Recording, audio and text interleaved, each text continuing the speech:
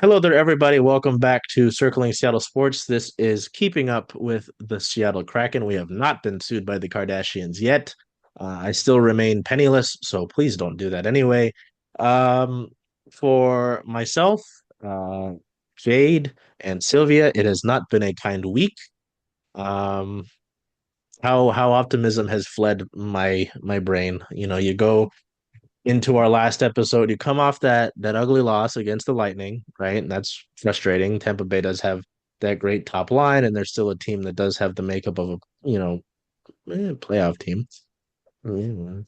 Um, and then you go into this road trip, and Jade and I were talking about this before we got on the air here, and you've got well from when we recorded, you had Ottawa, and coming into that game, Ottawa was hot. They had won they had beaten Penguins in overtime. Was that the game before Seattle, Sylvia? Yes, thank you. Um, Linus Olmark, who, as at the day of this recording, actually just got hurt, which is really unfortunate. I think he'd won his last 7 games and was doing his best literal brick wall impression. The Senators were hot, so I can understand it. Doesn't make it any less frustrating, especially to get shut out in your home building.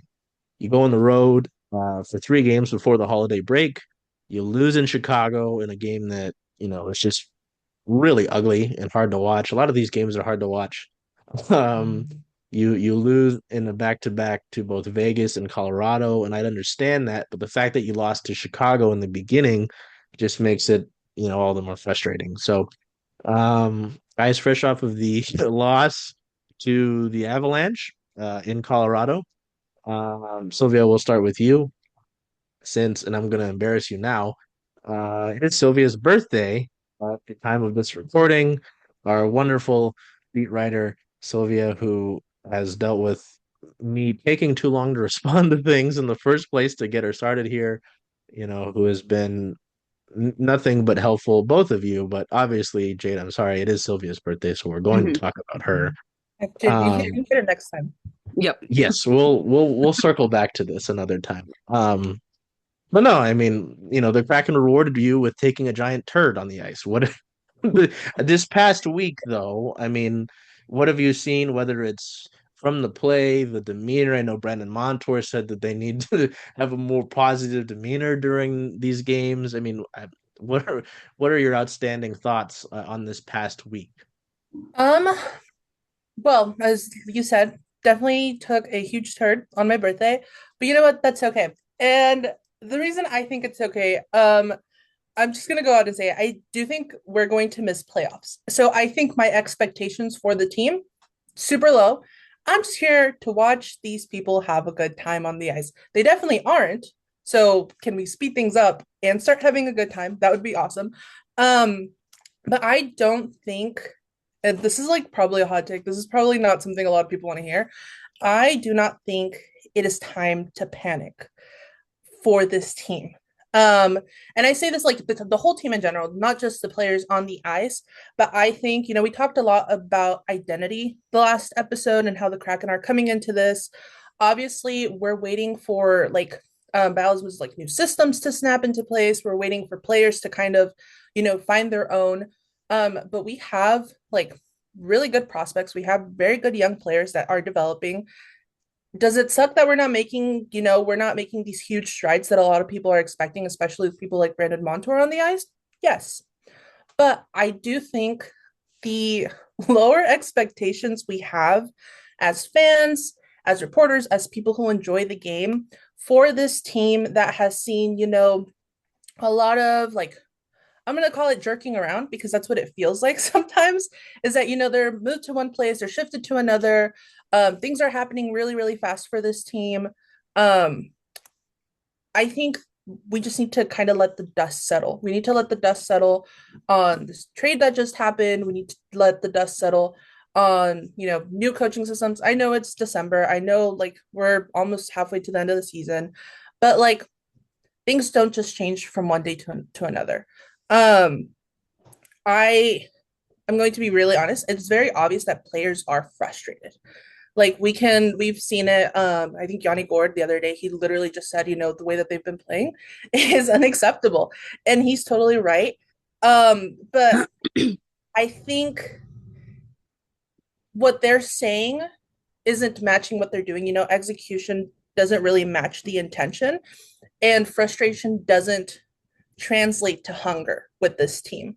So right now, again, I think we're kind of in this like weird waiting game with the team. So does it suck that they did lose to my least liked team in the league on my birthday?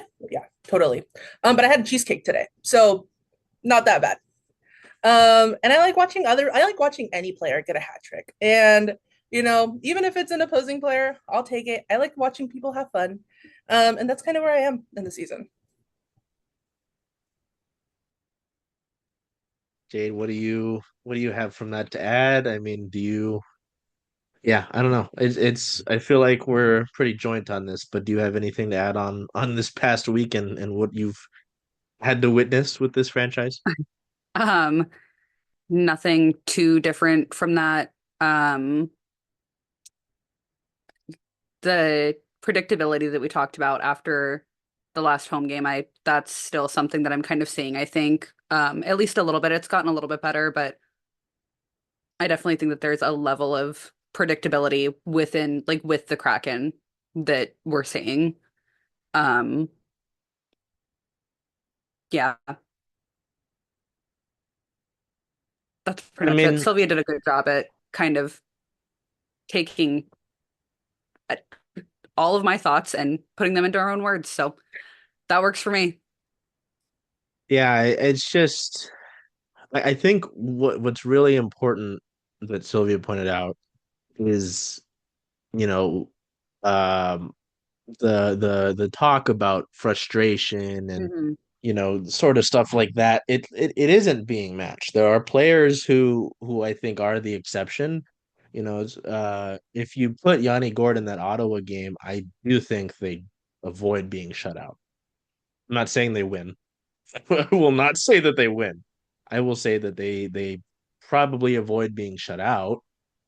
Um, but it's just there are the guys who do push and the guys who care on this team, and sometimes that's more obvious in different ways, whether it's like I said, I think it was the last episode or it was on something, but Jared McCann sitting in his stall after a game with his head in his hands or staring into the void, you know, uh, probably replaying everything that took place. Yanni Gord's intensity, we see that, you know, um, it's just yeah, the intensity isn't there. There's no consistency. Um, and again, I will say this across every sport. I mean, if you see the other teams, like even the Mariners throughout the course um, of their seasons, the last few years, they'll show great signs where they do show some. I hate that this I'm going to do it this early. That this city, the offense there so many teams struggle offensively. The Seahawks are very hit and miss with the offense, and that showed today in their loss to the Vikings. The Mariners' offense has been horrendous the last few years, and if they were even league average, they would have made the playoffs the last 4 years in a row. Um, I actually have a list. Actually, I have a list. I went and made a list of our podcasts, and it includes the teams that don't have one yet. The Storm, no, the Storm had offensive issues as well. The Sounders had offensive issues for the first half of the season, picked it off to make the playoffs, and then in the playoffs had the offensive issues again. The Rain had offensive issues all year. Tired of it. I'm just tired of it. Um, so I don't know. Just to see that, you see the game. Obviously, the game like Montreal last month, right, where they scored 8 goals. That's an outlier. No team is gonna do that every game. But just when there are guys that actually go to the net, guys that show the willingness to. I know that Seattle's small. Kaapo Kakko obviously helps that, and we'll talk about him. Don't worry, we will talk about him. How he got here. Um, helps that in size, but you don't need to be the biggest guy to get tips in front, to take care of rebounded chances. As much as the NHL is a franchise, of a league that's frustrating to cover at times, the commercial about tipping is great. And you've got Brad Marchand in there, who is great at being pissed in the front of the net, and he's tiny. And, sorry, we're not even to my full rant yet, guys. Are you excited for that? How happy are you for that? I'm having part of the having fun. Mm-hmm. Ah, so yeah, I mean, it's just you're in a 5 game losing streak. You've lost 6 of your last 7. You've won 3 in your last 10. But to that point, and this will be a great segue into talking about as we head into the holiday break, for the Kraken. As Sylvia said, I'm not shoveling dirt onto this season yet. I'm not putting them in the grave quite yet, which is odd, but we get to where this team is at the break. The team came into this game. These are money puck numbers, by the way. So if you question numbers, yell at them, not me. I may have glasses, but I'm not that much of a nerd. Um, the Kraken came into this game with 4.5% odds to make the Stanley Cup playoffs. After this loss to the Avalanche, they have 3.57% chance. So they went down a tick, but they're already really low in the first place. Um, you go into this, yeah, with those odds really low. And I will let you guys go first. We'll do the reverse. We'll go Jade, Sylvia, and then I will go into my rant about this franchise. Um, you go in, where are you right now? You're 6 in the Pacific. You're 7 points behind the next closest team, which is fifth place in Calgary. Which I mean, you'd expect some of those teams in the Pacific to falter at some point. Maybe Calgary won't keep it up. Vancouver's been dealing with injuries. Do they keep going forward? Does a Los Angeles team that didn't really do too much in the offseason and still has goaltender questions pick up? No, none of those teams are faltering. Um, and oh, I hit conference instead of wild card. I apologize. I'm 23, but I act like I'm really old sometimes. And yeah, you're 11 points out of the last wild card spot in the West. So it's grim, but we're not at that point yet where you start selling. I know there are some folks who want drastic changes. Um, I'll get into it more after I let you guys go, but personally, I don't know what you can do. You made a trade to take a flyer on a guy to boost the offense. He's not doing anything because you don't play the way that he does. You made a trade to get a guy who has high upside and hasn't reached it yet and could use a change of scenery, and it's only been a few games. I don't expect that change to happen like that. I just don't know what drastic moves you do to help you this season. If you're talking about long term, then sure, if we want to start the teardown, sure. But I just think it doesn't happen in December, right?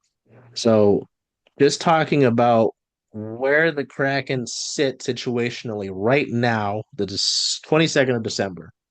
What are your thoughts, Jade, on this team? Because obviously this past week kind of emphasizes that, with the lack of consistency, all that. We're from where we were on that weird start time of like 1:30 on October 8th against St. Louis to where we are now. What are your thoughts on this team and just sort of your characteristics, your takeaways about the Kraken? And then we'll have Sylvia go after you. Um, I would say that it seems like I feel like the season started a little bit on like a better note than where we are right now, which I know that happens after you're losing games and especially when you're on a 5 game lose streak. But it seems like I don't even it from an outside perspective, it almost feels like something changed, but I can't quite pinpoint what I think truly changed. There's definitely it seems like a lack of confidence is like the best way that I think I could put it into words within the team itself. And yeah, I don't know what kind of change, people are expecting at this point because there's not a whole like there's obviously players that we could trade, but there's not like a whole lot off the top of my head that can be done to really switch up how things are. Like you said, we just made this trade. They just made this trade the other day to get another forward, and he hasn't even had time to practice with the team yet. So that's definitely playing a part in what's going on currently, I think, at least the past couple games that he's been in. Aside from that, they added these bigger names before the season started, and we're definitely seeing them seeing their playing style kind of creep into the way that the Kraken are playing, I think. But yeah, I don't know. I don't really know where they go from here aside from I think it's too early to like completely tear down and rebuild. The team is only 4 years old. They've made playoffs one time. I don't personally think that this is a point where that should be like everybody's first go-to solution, if that makes sense. Maybe a little bit of retooling here and there, but I don't think that rebuilding, like just tearing it down, starting over is necessary.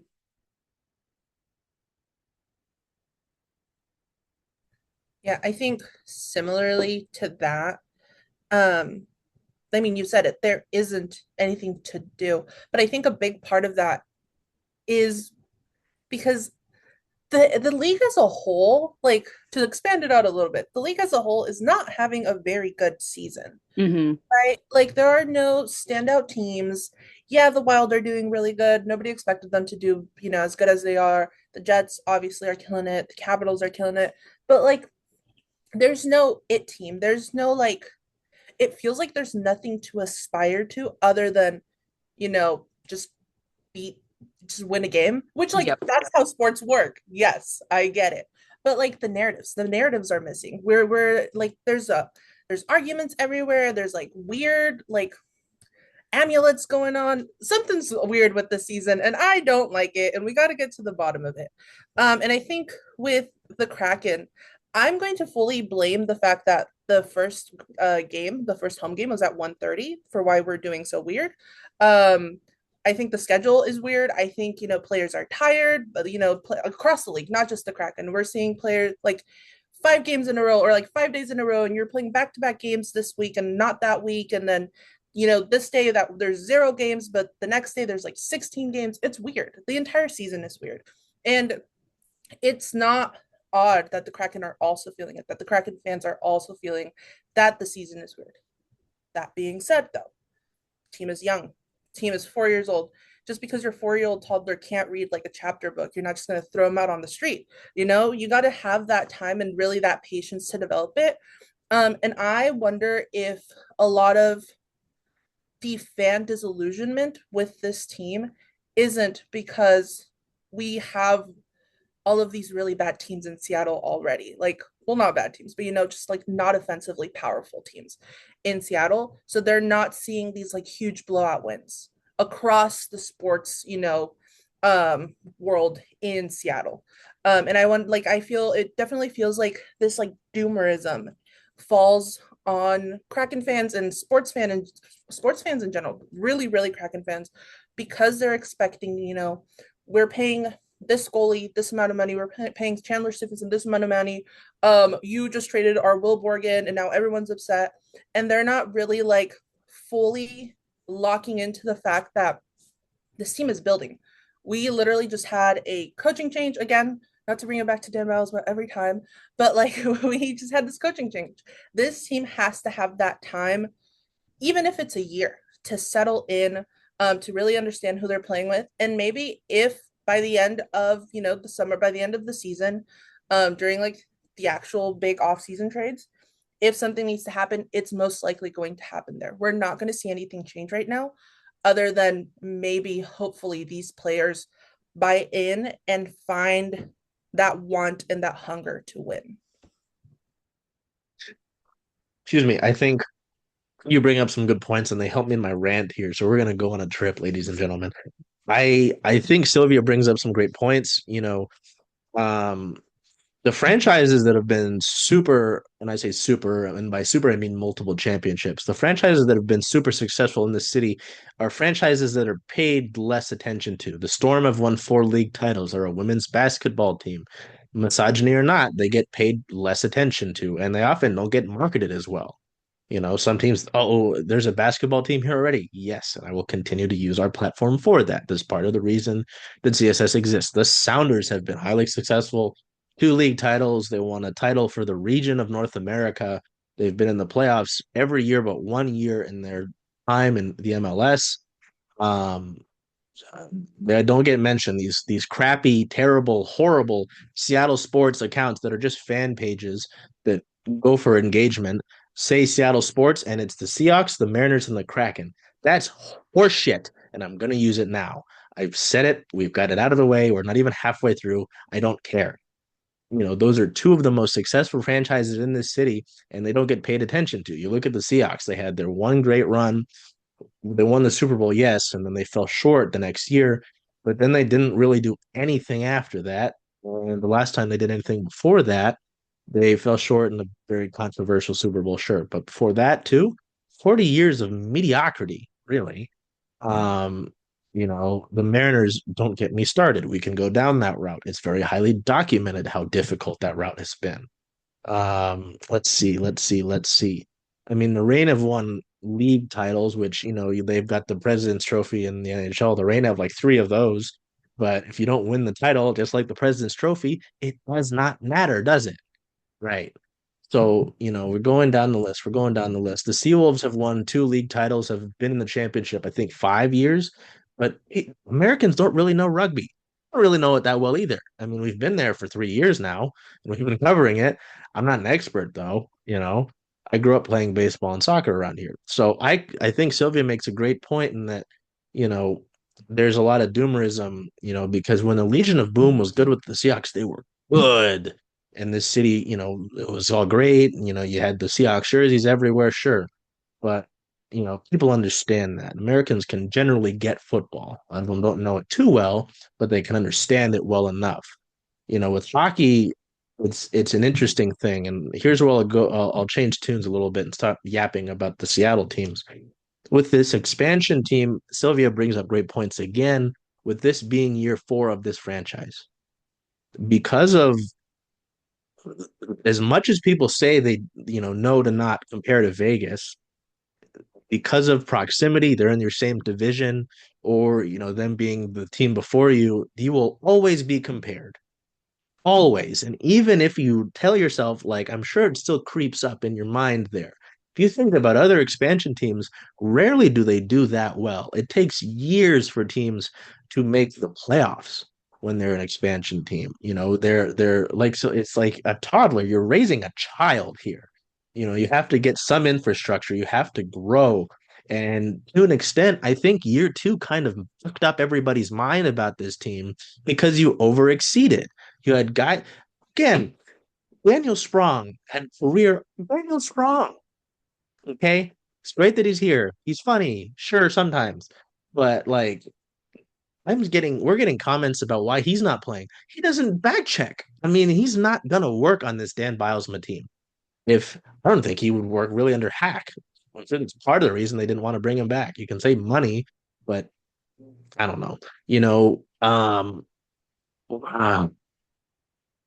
Uh, Jared McCann, he's got a great shot. I can understand that. There are just some other guys too. It just doesn't, the expectations, I think, were muddied there because when this franchise started, I think the terminology that Ron Francis used was like a 5-year window. That would have been next year, right? But instead, you make it year 2. The talk of expansion in the NBA, and people will say that might not count, but it's money, right? An NBA team comes in here, they have to use CPA.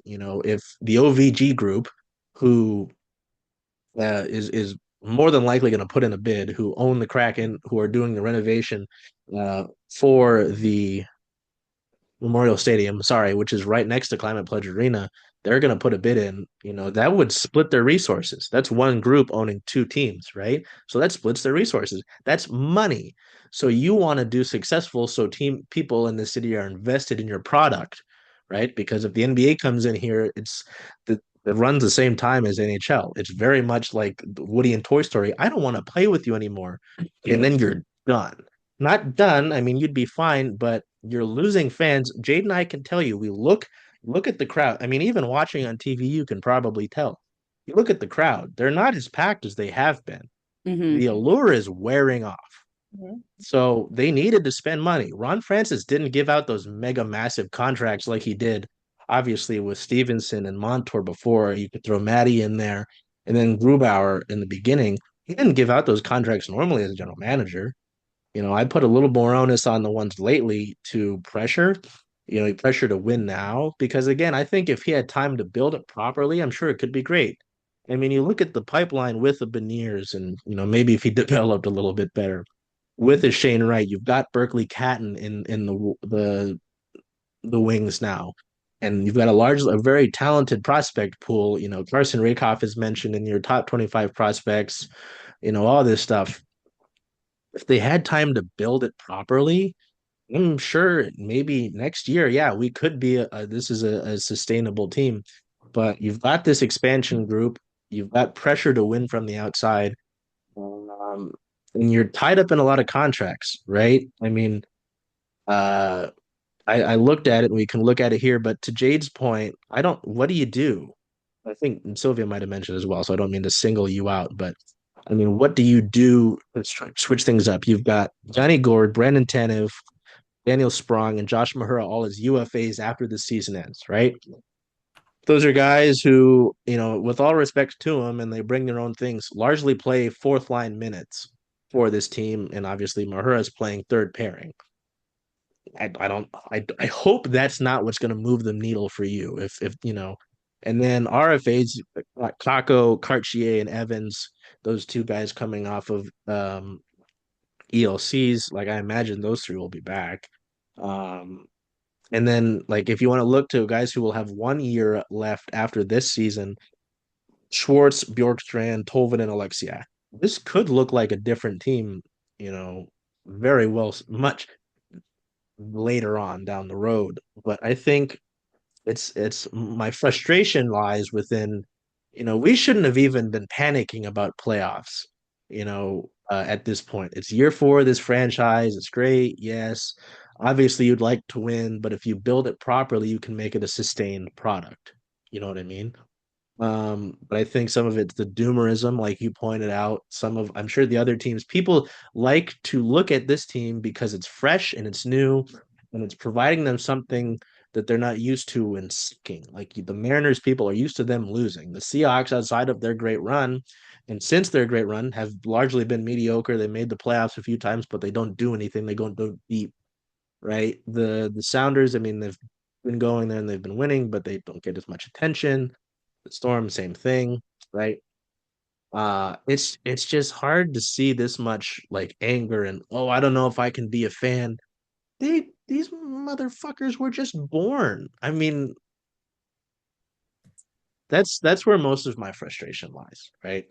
And I think, I don't think they make the playoffs, truthfully. I mean, it's just if you had any shred of consistency, if you had gotten I wanted more of a goal scoring forward. I get what Stevenson brings, sure, fine, but I think that was just pressure. We need to make a splash, and sure, I mean he'd be solid on a lesser deal. I mean, I wouldn't mind if that you added Stevenson, Montour, and then a goal scoring forward. I don't know which of that crop it would be. I wanted Jonathan Marchessault. I mean, things aren't going super well in Nashville, but I mean, you know, it's just I think it's the view of this franchise is skewed, and that sucks because if they were able to grow properly, it would be really exciting to see, you suck in year two, you get a higher draft pick. We could go and look at those draft picks and see, who they could have added, and potentially been another pillar of this franchise. Um, you know, I don't know. It's all very frustrating, and that's what my issue is here.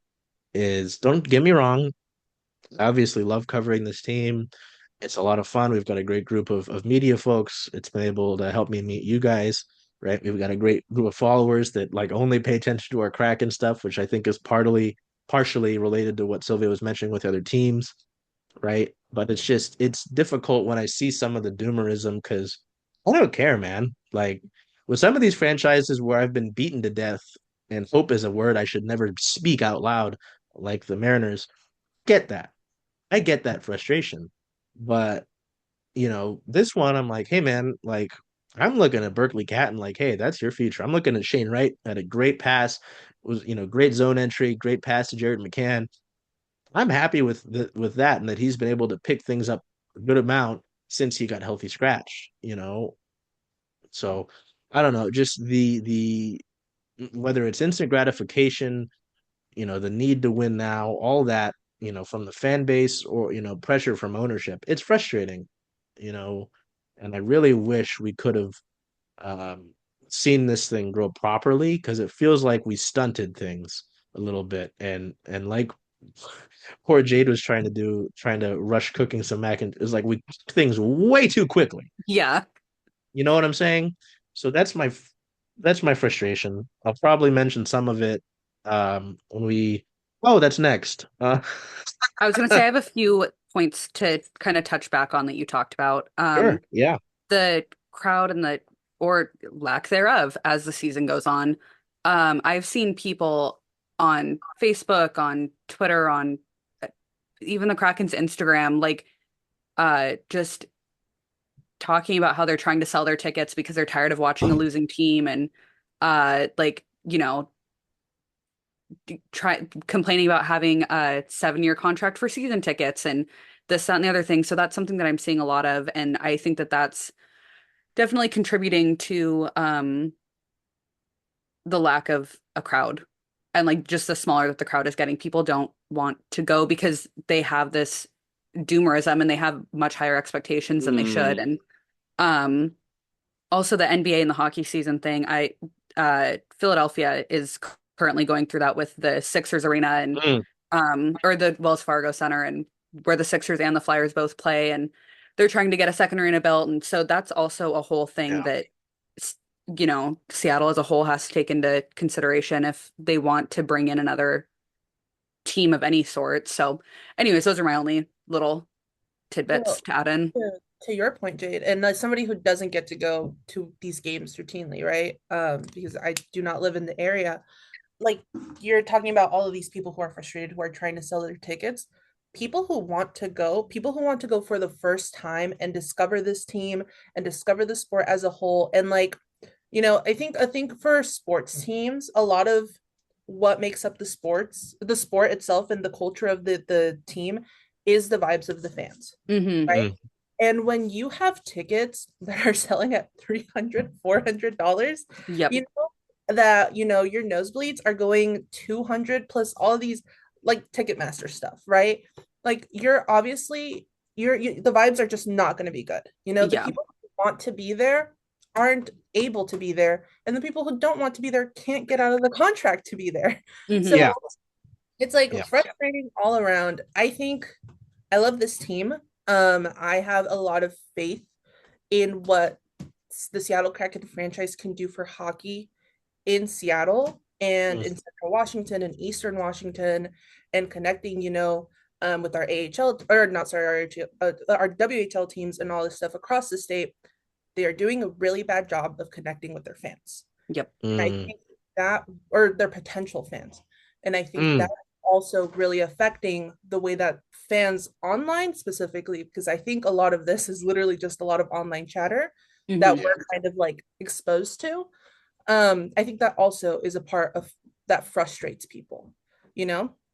You can have the funniest, tweets as a franchise and you can use your alt text in weird ways. But like if you're not actively connecting with the community the way that, other NHL teams do a really, really good job of, it's just not going to work out. And your vibes are going to be bad. Your team's going to suck. People are going to be angry. Your sales are going to go down. And then suddenly the Seattle Kraken are the, I don't know, Idaho hockey team. Oh, So, Jesus. yeah. So, I think Oh. a lot about the way that they could connect better with the community. And I see Mm. all these other teams that do like Flyers, for example. Everything always goes back to the Flyers for me. But they do a carnival every year where they into the Wells Fargo Center, they bring in like a I think they have a Ferris wheel in there and they bring in all these different carnival games and the players are available to meet and It's not just open to season ticket holders. It's open to anybody. Like I could buy a ticket right now and I've never been to a Flyers game. Like it's not season ticket holder only. And I think that that's something that the Kraken, I'm hoping start to get better about, because that, like you said, does bring more fans and it brings a connection across the WHL and the Kraken and all the other sports fans that live in Seattle that maybe haven't had a chance to like really get any sort of introduction to hockey. So there are, and like so many teams do like a casino night, and that's a 21 plus event and all these other things. And so I see all these fans of other teams like out having a really good time, and I'm like, that must be so cool to have your local team doing things where you can go and interact with other fans and meet other fans and meet the players and get to talk to the players. And Yeah. as a fan, that like, taking this part of enjoying the Kraken out of it, as a fan, that's something that I would want to do. That's something that, it is fun. And then yeah, brings a different level of being a fan. Like you get a little bit more immersed into it. So that's something that I think about often with the Kraken. Yeah, I think before I get to that, I completely forgot about the mention of Klausman, the coaching staff. Their folks are talking about the coaches and this, and it kind of goes back. I'll touch on this quickly, and then I'll get to the fan connection part because that is big, and especially we talk about wanting to bring in new fans and fans before the NBA gets back here. You'll need to connect to that, and I'll talk about that in a minute. But with Bausma and the newer coaches in Woods and Coach Campbell, um, like you said, I mean we're a few months in, and it's I don't know, it feels like a really poor sort of investment to coach two coaches because Woods wasn't here who have been with your organization, obviously going to the AHL, and then Dan previously with Charlotte when they shared the checkers for half a season. Um, it just seems like a really poor look to rid of them so quickly. Especially given the fact that they were with the organization and the Kraken don't really do that sort of thing. Say what you want about the Will Borgen trade, and that's what's up next for us here. But the like Mark Giordano, as soon as they saw through the first half of the season that this team sucked, they're like, "Hey man, where do you want to go? Like, where do you want to go?" Brian Dumoulin. It didn't look like Brian Dumoulin. You saw Riker Evans was coming up in the pipeline. It just the writing was kind of on the wall. You're an older guy. You probably won't be here next year, and I don't know how that trade worked off, but they sent him off instead of he's not sitting in the press box every single game. They just kind of tend to have that. Well, and then there was the Alex Wenberg stuff last year, where with Wenberg, they had talked to him about an extension. They said didn't work out for both sides. They said, okay, where do you want to go? And so they worked with that. Like, you see what I'm saying here? The franchise doesn't really, they're going with the we don't want to have the relations like sometimes you hear about Vegas and how they handle players, right? So I just don't think they did that with the coaches.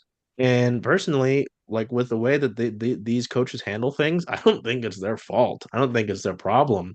I mean, you can say it all you want about the coaches could do this and that. As soon as the puck drops, the players need to execute. It's just like with the Mariners and the hitting staff. As soon as you get in the batter's box, you need to use your instincts and what you know in that little cranium of yours to execute. If you don't execute, it doesn't matter. I mean, you can put one of the dummies out there that they have at KCI on the ice. I mean, and if you call up a perfect play off the faceoff, he's going to execute. No, he's got to execute his on his own. You know what I'm saying? So that was my point on the coaches, and I want to get back to that and address that because that was a good point.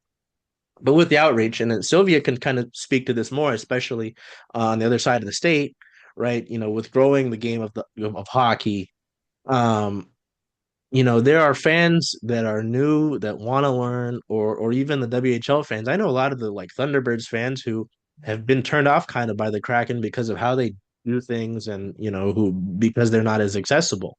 Jade makes a great point, and you don't have to apologize for the Flyers because that's a valuable frame of reference to what we're looking at here. That's an NHL team that's been around for a decent amount of time. Hmm. It's been nice a little bit this year to see them do a little more whether it is just getting them on a better TV deal. The amount of times people would complain, "Oh, I wish I could watch it with Root." I still hear that with the Mariners, but still don't care. I can't do anything about it. I don't have the money to fix that. Um, we'd have them all on the CSS TV network, and I would be a monopoly if we could do that. But we can't do that right now. Um, Yeah. you know, play this back in like 5 years. Shit, I don't know what I'll be doing in 5 years. Monopoly.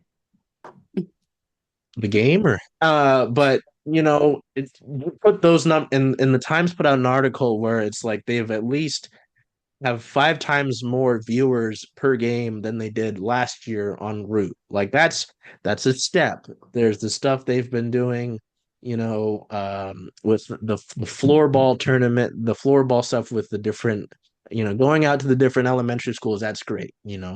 Um, I think the most accessible the players are at this point, and they're not even really the NHL players, are the prospects at Dev Camp when they have the little Fourth of July cookout and they're at the stupid Central Park thing. The park isn't stupid. It looks very nice when I get there at 6 a.m. in the morning.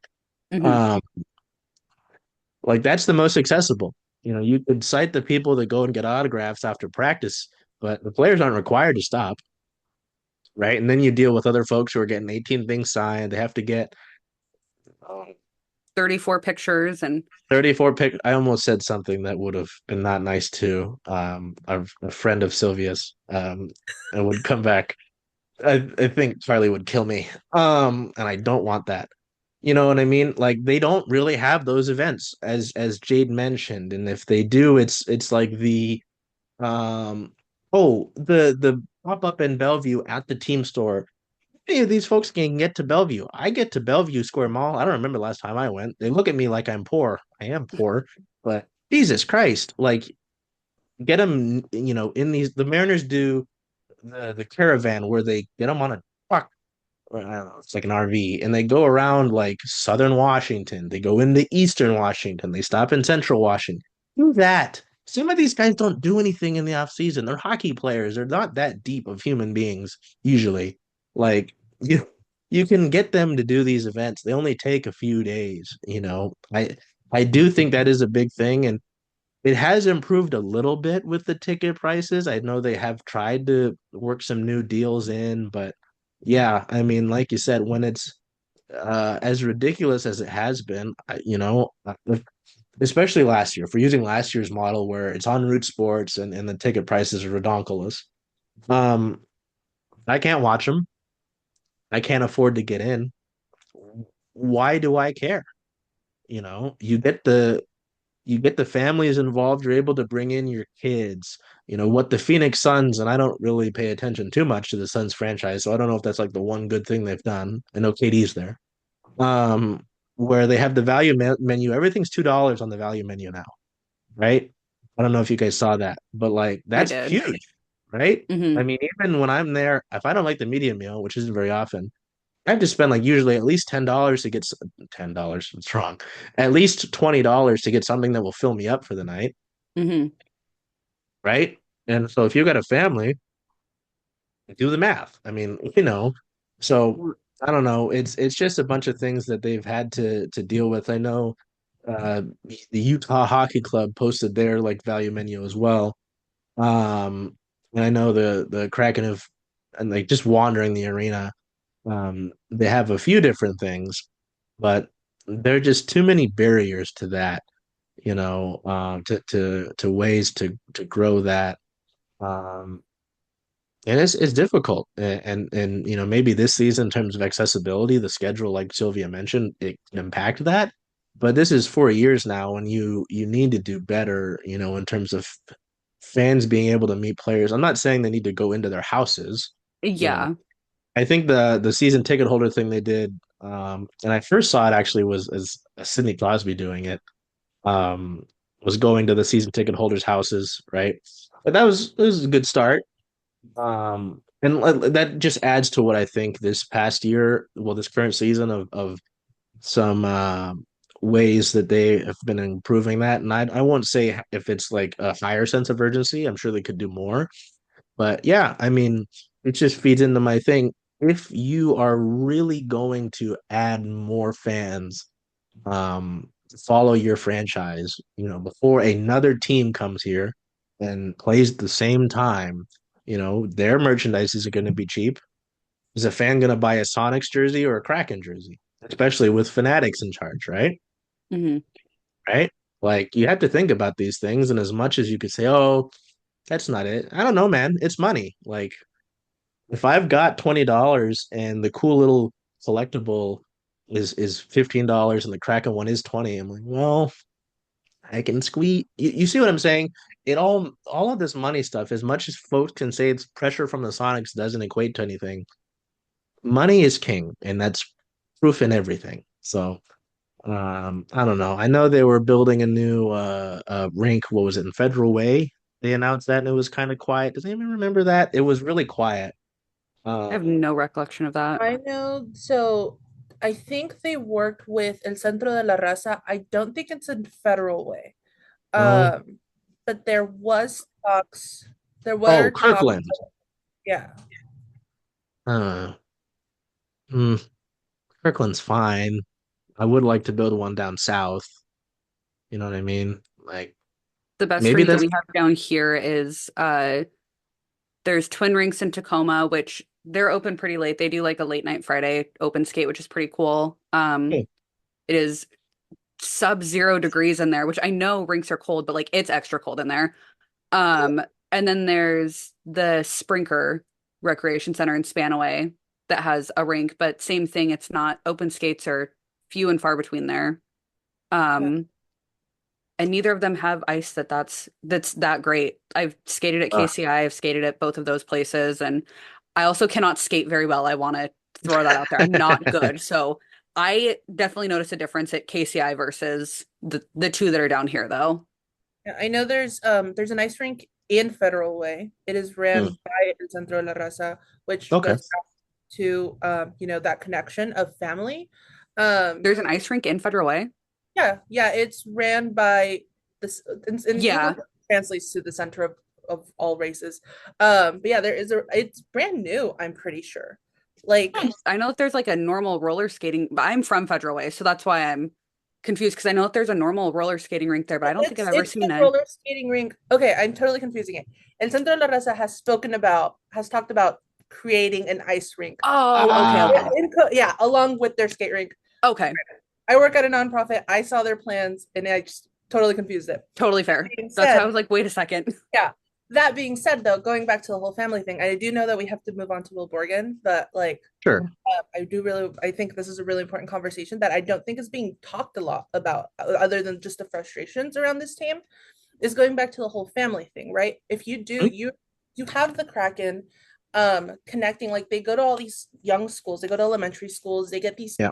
kids super pumped up to go to these games, to be fans. A lot of these kids do not have English speaking parents, or like here in Yakima, when was it? On Saturday, yeah, Saturday, we had a Kraken learn to skate. So Hmm, team like Kraken staff came down here to Yakima to our incredibly shitty rink, and they taught some toddlers how to skate, and it was very beautiful. I like watched them walk in with like their sticks and stuff, while my little brother was losing 7-0 to a team.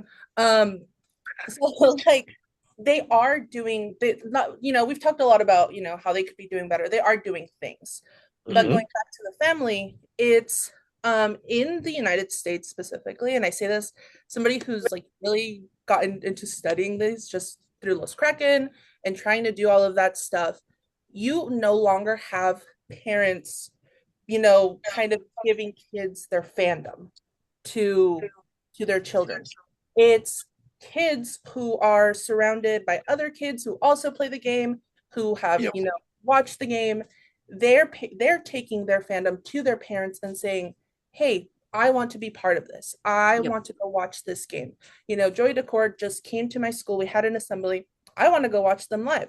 And going back, most parents, especially in Southern Seattle, in those areas, they're not going to be able to afford, again, going back to those tickets, to those meal prices, to that language accessibility Mm, sport. And I think as a sport, like the NHL as a whole is doing a lot better, especially when you see things like Los VGK, you see things I think it's hockey night, Punjabi hockey night up in Canada, not Oh, sure. yeah. Yeah, I I'm not. I know the Canucks did one, I think. So it's like there are teams doing a lot better at trying to include all of these um all of the folks who can and should be watching and should be a part of this game. The Kraken are not one of them. And I think like that's also a big part is going back to, Jade, they have to be part of the community if Hmm. they want the vibes to be better as a whole. I keep saying vibes. I think it's like easiest, the most elementary way to say this is if you want fans to be excited, then you have to go out there and create fans. Yep. Um, Kind of last thing that I'll say about that, the ticket thing. I went to a game this year as a fan, and it was me, two of my best friends, and then one of my best friend's boyfriends. They flew in from Alabama for Thanksgiving, and whatever. We went to the game. It was both of their first times at Climate Pledge. Me and my friend that lives here, my roommate, we'd been to a handful of games last season, but the tickets, even then, it was like almost $100 a ticket, which is relatively reasonable, but we were way up at the top of CPA. So like again, reasonable. If you have any sort of, it's high up there. Like I'd never been up where I was, and there was a little bit of like vertigo happening with how steep it was. So personal complaint, but even then we didn't get food inside of CPA. We went and found a cheaper restaurant around the corner beforehand, and then going in getting even a soda, I think is like $5 or $6, just a normal can of Pepsi at Climate Mhm. Pledge. So yeah, the financial aspect of it is definitely a that just adds into the inaccessibility of hockey, which is something that I could talk about for 24 hours straight and not get tired. But all of that just continues to add in frustrations and, people them not being able to grow the game. The game's not going to grow if it's not accessible. Full stop. And they're, like you said, definitely doing a lot better. The NHL as a whole is doing significantly better this year, which is really nice to see, but it just there's still so much room for improvement. So it's frustrating seeing all these fans that are upset because the Kraken aren't doing well, but then they're not going in and supporting because they can't afford to, or, whatever the reason is. And there needs to be kind of a bridge in the community between the Kraken and the fans Uh, that I just feel like it's not quite happening the way that I expected it to, I guess. mm, no, I mean that it all makes sense. All of this makes sense. I want to say the reason I'm okay with this content, like, so I know we don't have a time limit on this thing. I don't want to keep us all here all night, but it's because this does matter. I mean, like, as much as people, you make your one-off comments about the Mariners and their frustrations, like when they are winning, they are, let's say it is pretty damn electric, and that came with because they were winning, they had great teams, they had fun players. Ken Griffey Jr. is your favorite player's favorite player, all that sort of thing. When so many of these people now who are adults, grown ass adults, were kids, and they were able to get in so cheap, obviously, prices go up, inflation, blah, blah, blah, blah, blah, blah. I'm not that old. Um, but yeah, it does matter. It very much does matter, and like you talk about the crowds, you both talk about the crowds and getting in your personal experiences as well.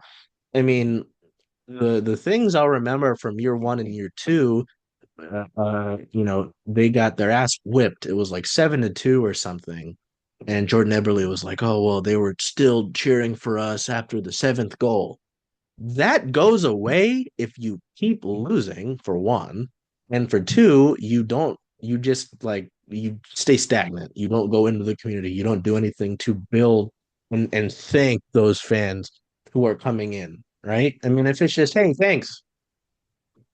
And we've seen that a lot this year where some of the loudest that I know you and I have seen Climate Pledge is when there's a ref you suck chant. Yeah.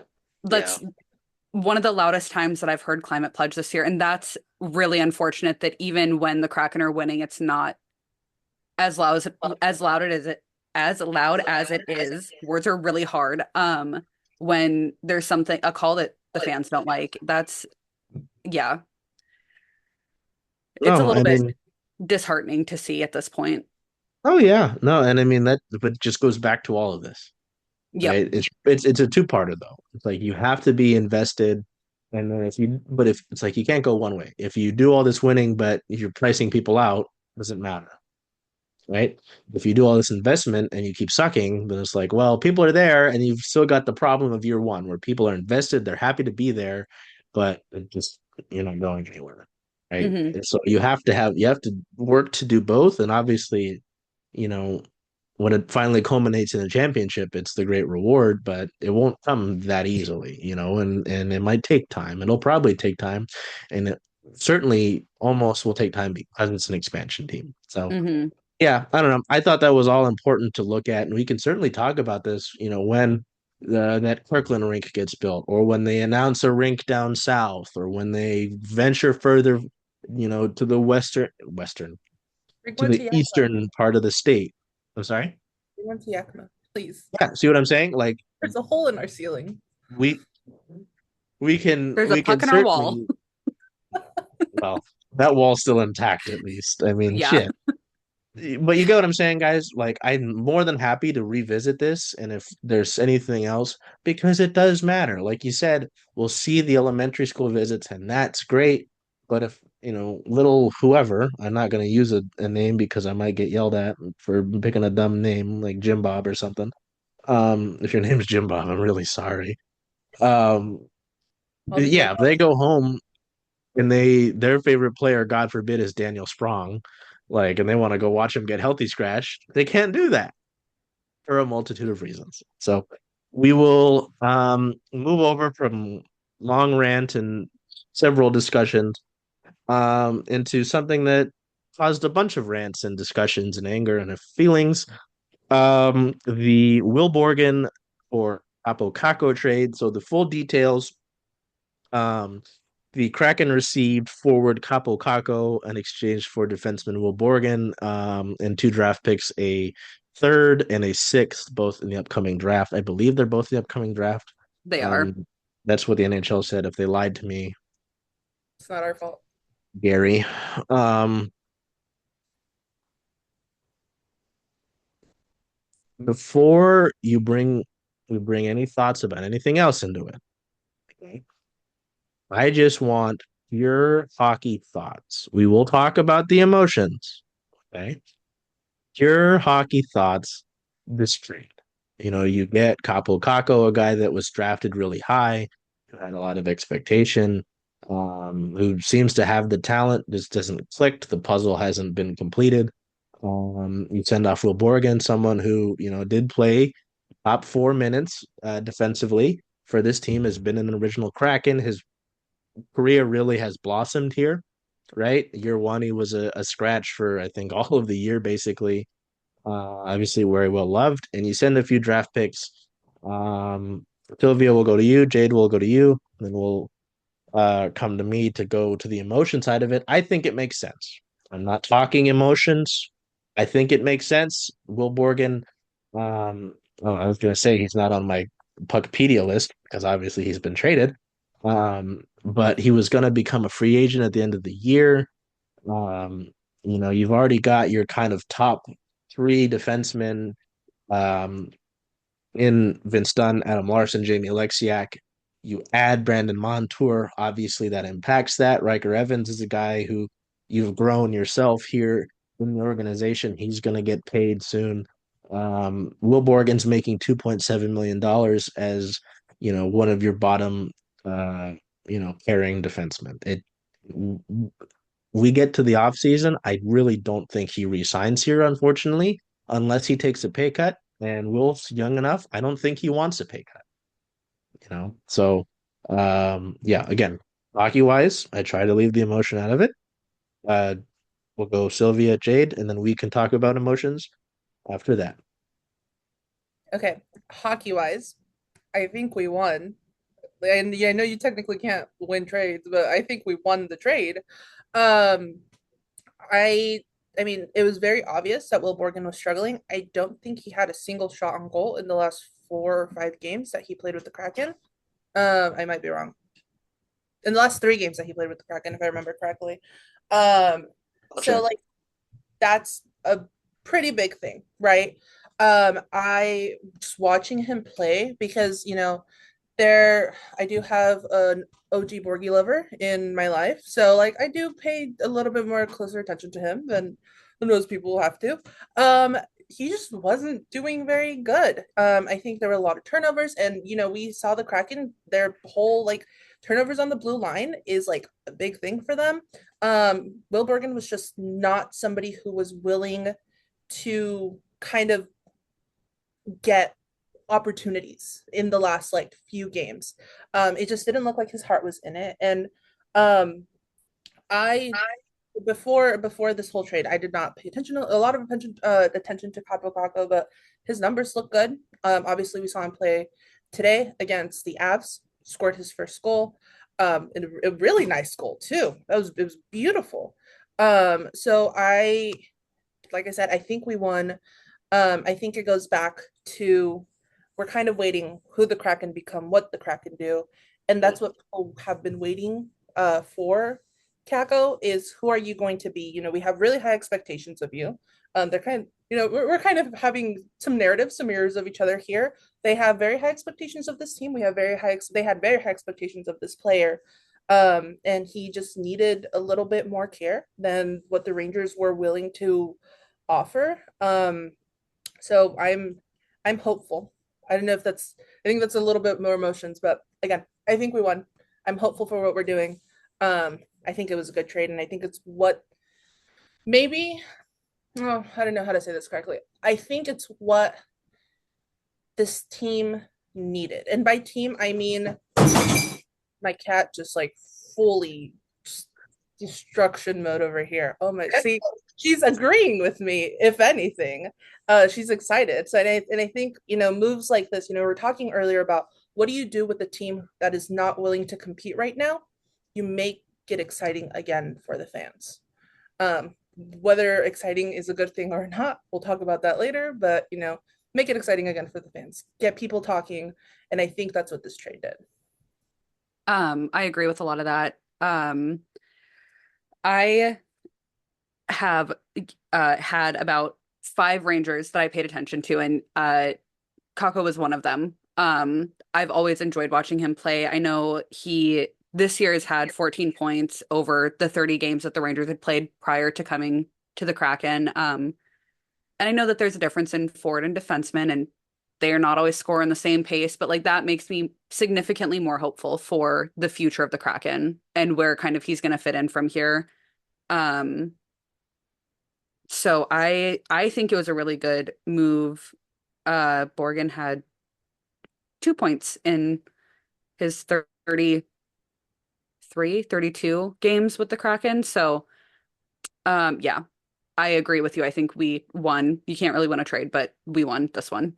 Um, so yeah, I'm looking forward to seeing what he does with the team. And I think it was a really good move by Ron Francis overall. Emotion out of it, because there was a lot of emotion in my household, but emotion out of it. I think that uh Ron did a great job with this. Yeah, and I mean, just further on like the hockey sense side of it, I mean, you get a guy, um, you know, who's, they talk about on the broadcast, especially today, right? In terms of his frame and what it can do going to the net. I mean, Seattle really hasn't had that in the forward department. We talked about that a little bit earlier in the show here. He needed that, and I think I sent that in our group Slack for Kraken here. I really wish Seattle would take advantage. Take advantage is a bad word.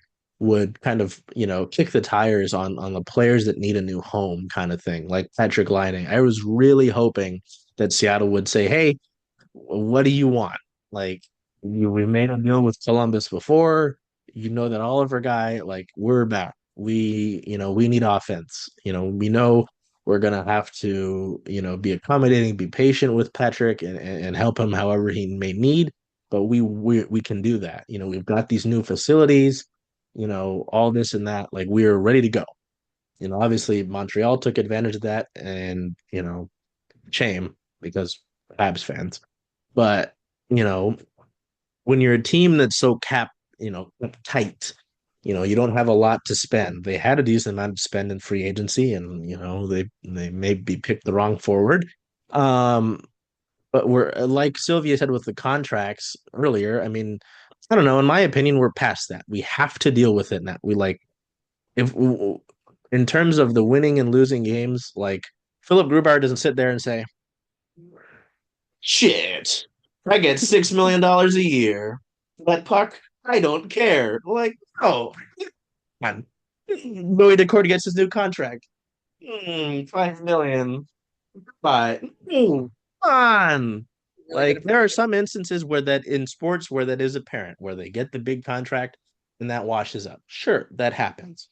I don't think that's happening with any of these guys. At least in hockey, it's very, very obvious. You know what I mean? In pro sports, it's generally obvious, but especially in hockey, where you're a skater, like you can just kind of tell. Someone doesn't want it. Someone doesn't have that dog in them. Um, uh,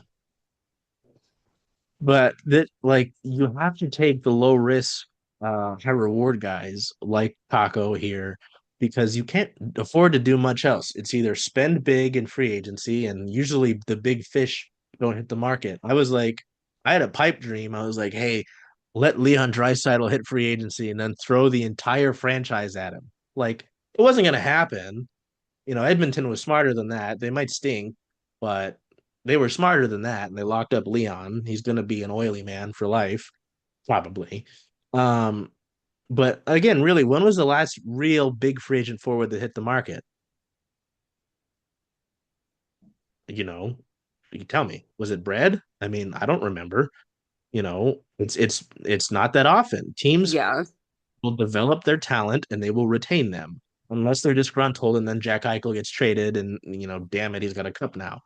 Um, or you wait for your forwards, Berkeley Catton, Carson Raykoff, you develop Ryan Winterton fully, you let him bake fully and cook fully, unlike Jade's mac and cheese. You wait. It's either wait or you spend the money when you can, and like you're in this awkward middle, the Kraken are, right? So that's where Kako makes sense to me. And just like on paper, in terms of his frame, in terms of his age, like we're him and I are the same age. We're both 23. I'm highly out of shape right now. He's not. Um, I don't know. And then I look at hockey stat cards with Will Borgen. I don't. Will's obviously he's a stay-at-home defenseman. I'm not gonna claim he's anything else, right? So when I see his negative 4.3 offensive rating, I don't really care that much. But he's got a negative 5.9 defensive rating. That's the thing you need to be good at. Hmm. What they paid you for. Yeah, 0.7 million to be third line, and you're not 2.7 million worthy. Um, so it just wasn't working out.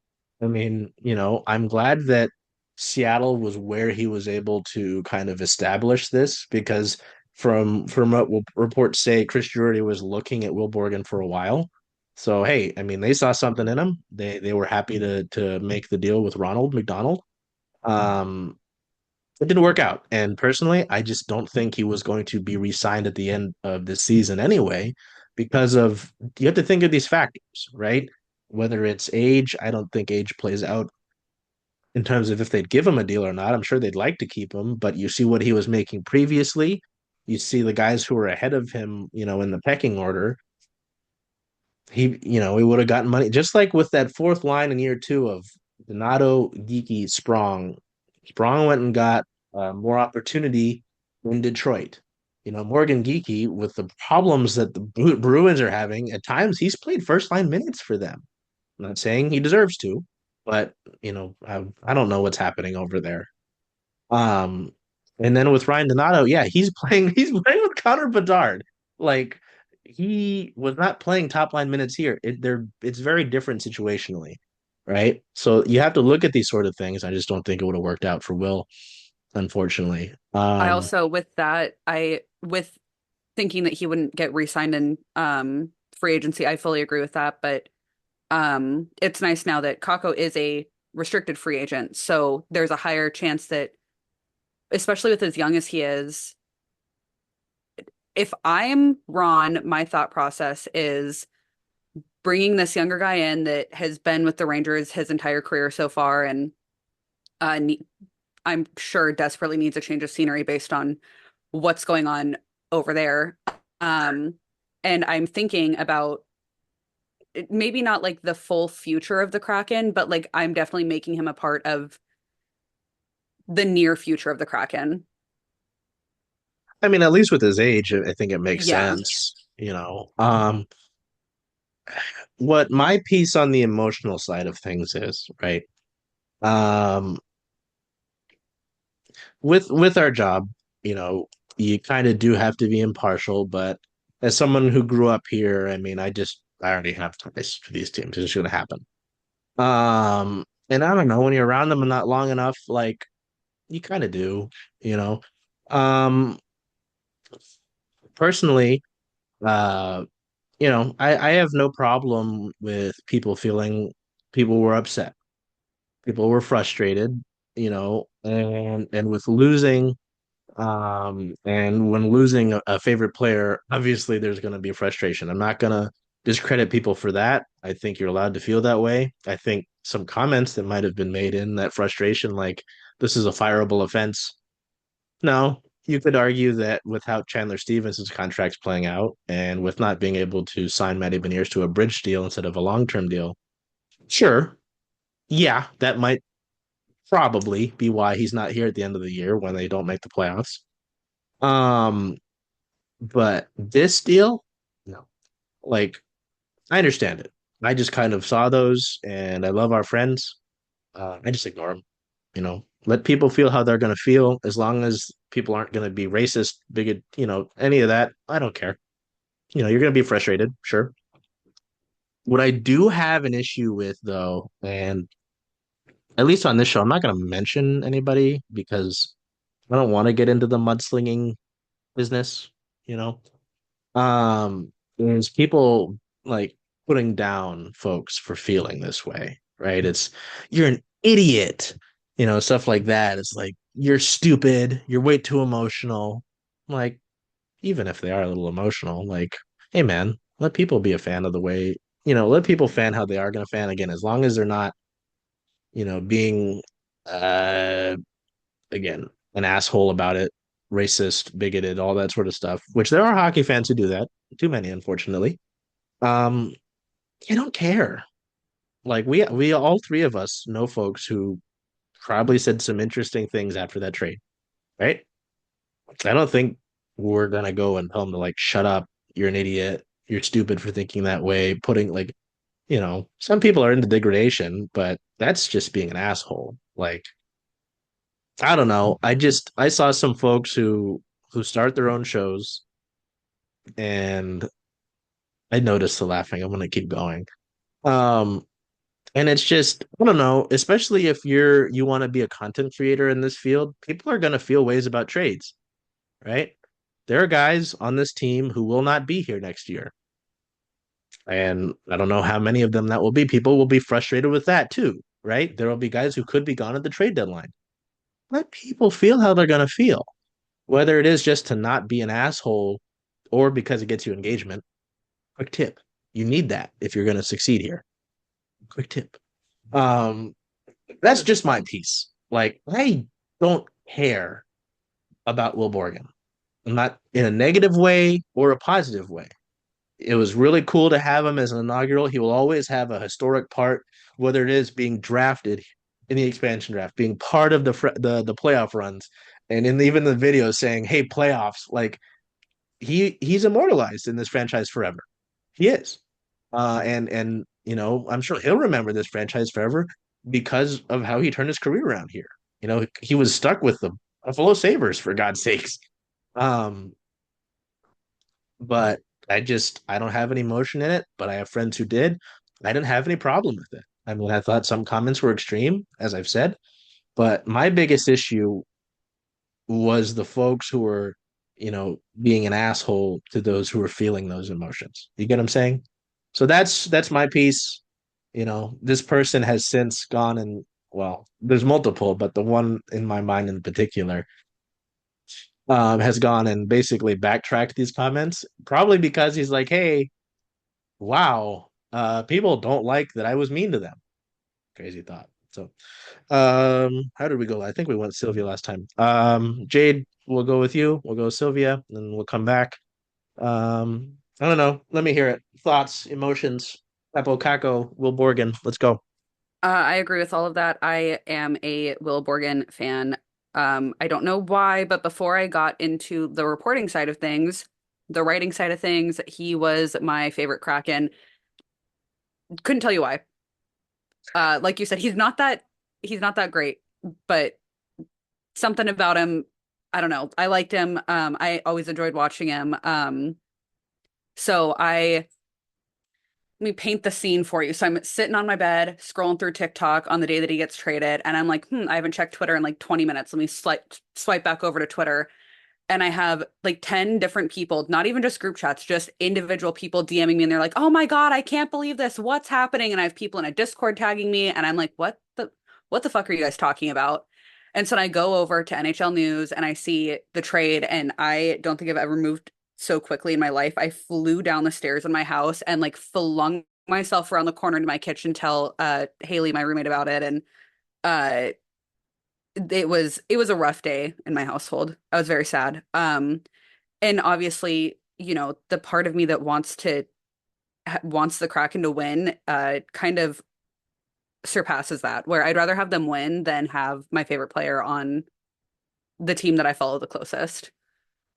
Um, so that's kind of my thoughts. I also, it's not super cool to make people feel bad for having feelings is my biggest thing. So as it was happening and I had people, messaging me upset, I'm in a couple different group chats. I was like, okay, well, here's where this can be. Here's how this is a good thing for the Kraken, and here's why this is a positive moving forward. And it wasn't in a demeaning kind of way or like trying to make anybody feel bad that they were upset. It was just like, let's look at some positives here. Because they do exist in every trade. Well, usually, but so that's kind of my thoughts. Yeah, I think similarly. Will Borgen is a friend of a friend, frankly. I know him. He's a friend of a friend. I think in terms of emotions, I come at this more of like I was a One Direction. I was a One Direction stan once in my life. I know all about like heavy emotions on the internet.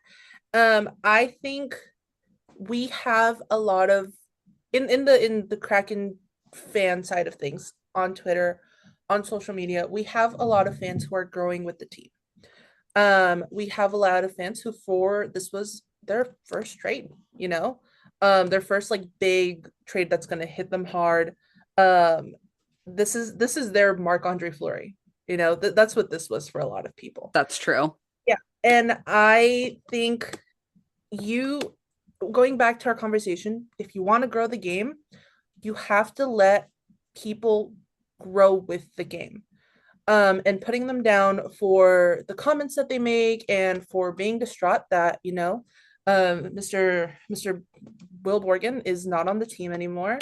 Um, it's not just like unkind, but it's also so gatekeeperish in ways that are just hilarious. It's like you cannot police someone for, just crying about a trade.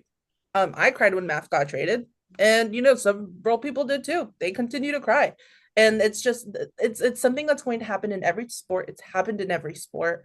You lose teams, you win teams, you lose players, you win players. Like, I think if you're at a point, I didn't see a lot. I got a lot of this reaction secondhand. I wasn't really on social media when it was happening, but if you're at a point where you are telling people who are growing with the game, people, and even people who have been hockey fans for forever and they're still upset about this. If you're at a point where you're like, that's not the right way to react to a player, you, or to a game, or to a team, you don't know sports, right? Like, you just, a big portion of sports um is being able to emotionally connect with the people that you're watching, with the people, that you're watching with.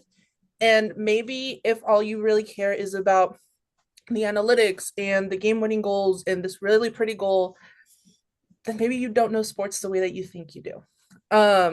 That's my thoughts on that specific thing. On Kaapo and the future for the Kraken, I think that's kind of where I land more on.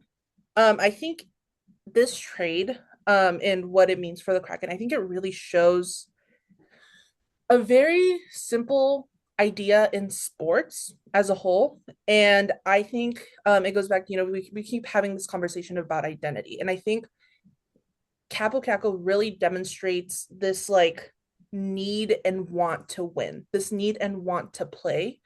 That I do think that the Kraken are coming together as a team. We've talked about identity a lot, but I do not think they've come together as a team that wants to win just yet. They have no reason to prove themselves just yet. They have no buy-in.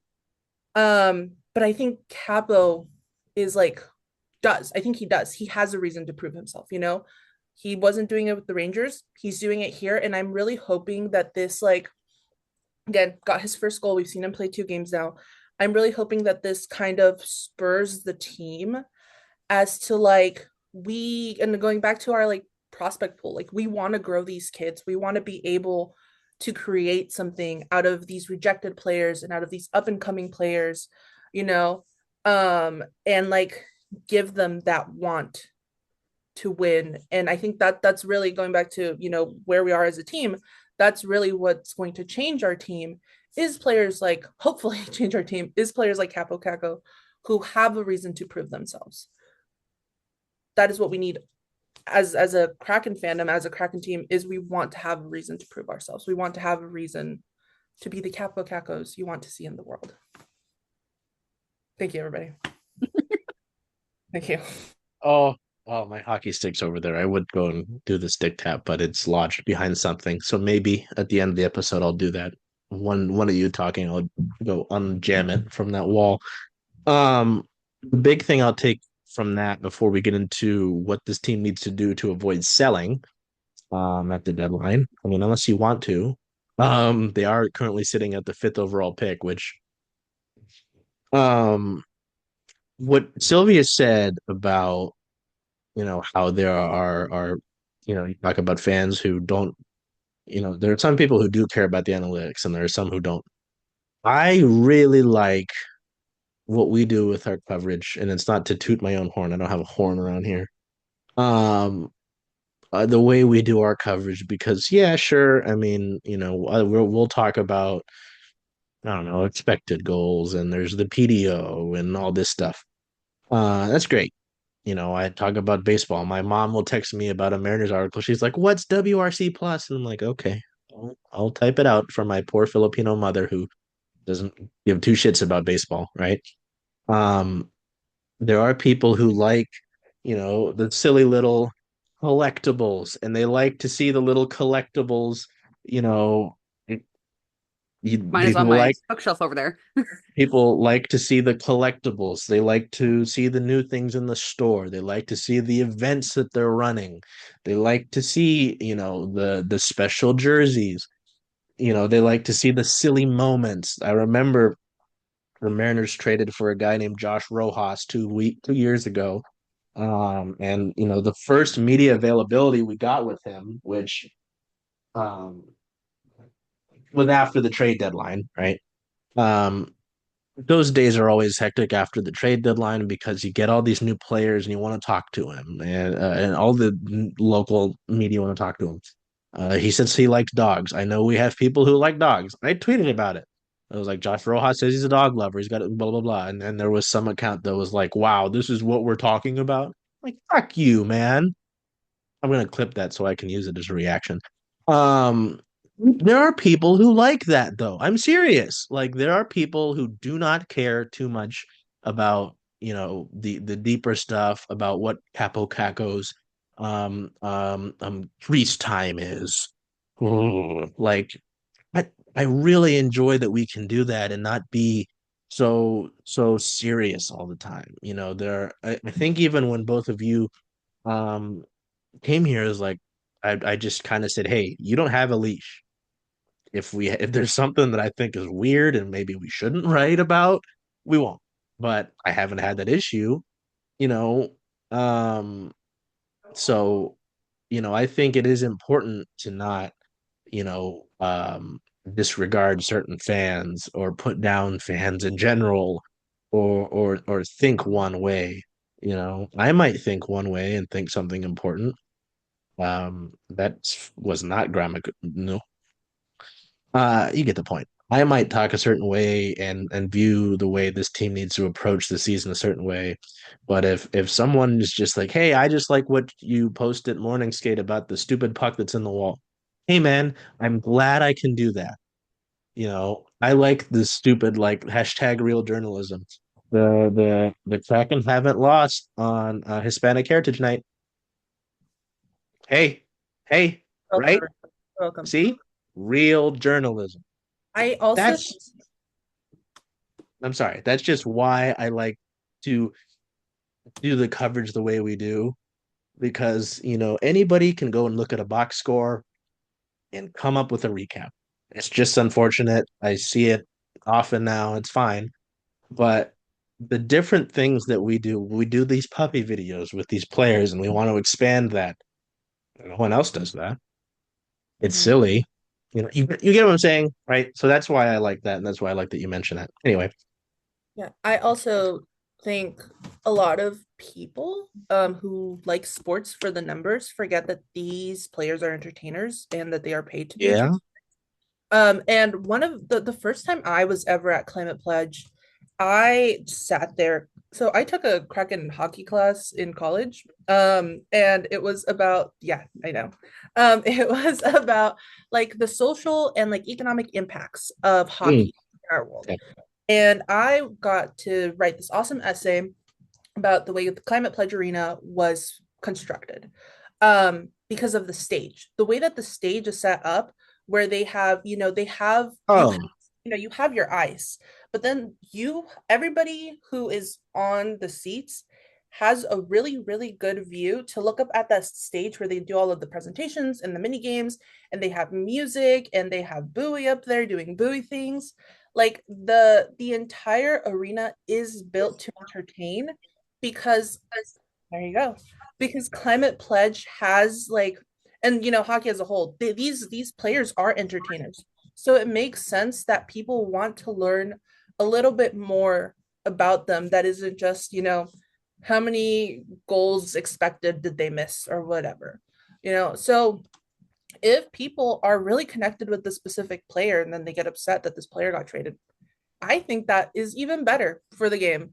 You know, if people want to create a little, edit of Will Borgen dancing, singing in the rain, even better. Like you should want your teams and your fans to like take this game as like a sandbox and make it better for people. yeah. And And make it better for themselves, honestly. yeah, Enjoy, I don't know, everybody can enjoy sports differently. Mhm. And kind of going into what Charles said about the way that CSS runs and how we don't just focus on numbers and, we try to add some little fun facts. And I've started to kind of do that after games. Like today, I had the fact of the Kraken have been outshot by at least 9 shots on goal in the past 5 losses. Or no, three out. No, hold on. Three Can you edit lost that five. out? That was so bad. My brain just stopped mid-sentence. Outshot by at least 9 shots on goal in 3 out of the past 5 losses, which is, that's a pretty easy thing to find, but that's not something that I saw anybody else talking about. But Sure. Yeah. I noticed it between last night and tonight where I was like, there's maybe a pattern happening. Let me go back and look over this specific losing streak. And uh, that's more than I expected. I was expecting like 2 out of 5. So I don't know. I think it's important to do little fun facts and, this player really likes dogs. Oh, look, there's a dog in the media cubby. Like things like that. That's all. It can bring a different kind of fan to the game than just like, I'm here for sport and nothing else. I don't care about the players. I don't care about the people. I don't care that they're real people. Give me the numbers, essentially. Yeah, no, I think there's as you've both said in differing ways and in similar ways, there are so many ways that you can be a fan, whether it's the little collectibles, you like the bobblehead nights, or you have a really cartoon version of, oh, I think I have one. It's not a sports card, but it'll work. You've taken a little sports card and you've put little charms on it. Like, hey man, oh Jesus. The Mariners had a boy band called Enhypen coming throughout the first pitch. And it was the closest thing we've experienced in engagement to, like, I think I don't know how it would compare to the height of Five Sauce, but it was like we were getting engagement out of the ass because those guys threw out the first pitch and we had video and photos of it. There's like 8 members of the band. 3 of them threw out the first pitch. So it was like the 3 members, and they were very nice. Like, I think it was like Swifties. If I would have pissed them off, they would have killed me and I wouldn't be here anymore. But since I was nice to them and gave them what they wanted, they were very nice to us. Like, those folks just wanted to see the first pitch. Some people just wanted to see Humpy and the salmon run for the Mariners, right? Like, I don't know. I just think you're a total dick cheese if you're really weird about the way people are fans. If it doesn't impact you, why do you care? And that's how I view life overall. So anyway, we will get to it. We will get down to the nitty-gritty side of the fandom. Um, and you could easily look the other way and we could talk about um, you know, becoming tank commanders and getting closer to a Porter Martone or whatever. Um, but to avoid selling, right? I think we'd all enjoy winning a little bit more. To avoid selling, because you've got some selling candidates, as I've mentioned. Yanni Gord, Brandon Tanev are obviously the guys who come to light. But Josh Mahura is a free agent after this year. Daniel Sprong is a free agent after this year. As you've mentioned, Kaapo Kakko is an RFA, Taikarchi is an RFA, Riker Evans is an RFA. I think even if they sell, those 3 are young, they're not going to move them. If you want to move a guy who's got a couple years, if you include this season, the next season, you've got the Jaden Schwartz, who certainly could help a team. Oliver Bjorkstrand, who has played well, but you know he could help a team as well, and you could maybe get a little bit more out of it to help, boost the younger core, get some more draft picks. Eli Tolvanen, Jamie Alexiak, those are all guys who have this season on and then next year on their contract and then their UFAs. Um, what does it look like? Is it going on a big run in January? Is it, you know, coming to God or whoever and really finding that, as Silvia was talking about, finding some buy-in, right? What does this need to look like? Because we go over here as I awkwardly, so you can still see me in the frame. We go over to the schedule, they come back from the break on Saturday, next Saturday, and you play Vancouver with a weird 1 o'clock start time. You play Vancouver, you play Utah back at home, and then you get to the month of January, and you've got a lot of games. You've got a lot of games in January, but you've got a lot of games at home. You play Vancouver again, you play Edmonton, you play New Jersey. It's not an easy stretch. You play Columbus, you play the tank commanders of all in Buffalo. You play Detroit, you play Pittsburgh and the Jesus that is Sidney Crosby. You play the Jets again. The Kings, you get the Sabres twice. Woo! And both 1 o'clock games. Very weird. You play the Caps, you play Jesus and Sidney Crosby again. Don't forget about Gino. Um, there's a lot of mix in here because then you end the month with the Oilers and then 2 bottom of the Pacific teams in Anaheim and San Jose. I don't need Again? you to. Yes. I don't need you to Cool. come up with the golden concoction. But what does this team need to do? You could throw out buzzwords, you can say it's a big run. What does this team need to do to avoid having to sell at the deadline? And then we're talking about emotions for more players. Silvia will go with you, Jade will go to you, and then you will come back to me for our next segment. I think we need to have fun. I know I talked about this a little bit earlier. I think we just, we're going to San Jose, right? Lost terribly against San Jose. Terrible team, technically, on paper. But like, if you watch their games, these players are having the time of their lives. And I think a big part is, having Celebrini, Will Smith on that team. But like, they are letting their players develop and learn the game and learn who they are as players. And you know, I'm just gonna keep saying it. Goes back to that identity for the Kraken is that we have a lot of veterans, and I think that helps when you are about to get a shutout. You have veterans who are willing to step up, but I also think there is a lot of pressure on Maddie Beniers, on Shane Wright to deliver on promises that were made before the pandemic. We have players, Shane Wright specifically, who he was coming in high. He wasn't meant to go to the Kraken. But after the pandemic, he fell a few spots. We got him. He was able to develop out in Coachella Valley, finally came up. We had people every game, every year, having that discussion of when does Shane Wright get to stay up in this lineup, without realizing that Shane Wright was not ready to stay in the Kraken lineup. So I think in order, for the Kraken to get to a spot, they have to find the fun in the game. They have to find the fun in the team, in the city that they play in, with the fans that they have, and let their players develop. Especially, you have this brand new player who wasn't allowed to develop with the Rangers. Kind of test this out here. What can we do differently with our younger players to create like franchise legacies at this point? We're 4 years young. The team. They're not going to sell the team anytime soon. This team is incredibly expensive. So, creating that longevity with this team, we already know that Maddie Beniers is being primed to take the captaincy someday. So how do you develop a Maddie Beniers that's, having a dry spell right now? What do you, as Dan Bylsma, as the front office, do to ensure that your players aren't being burnt out on year 4, especially these players that you are, kind of betting on to be your legacy players? I agree with a lot of that. I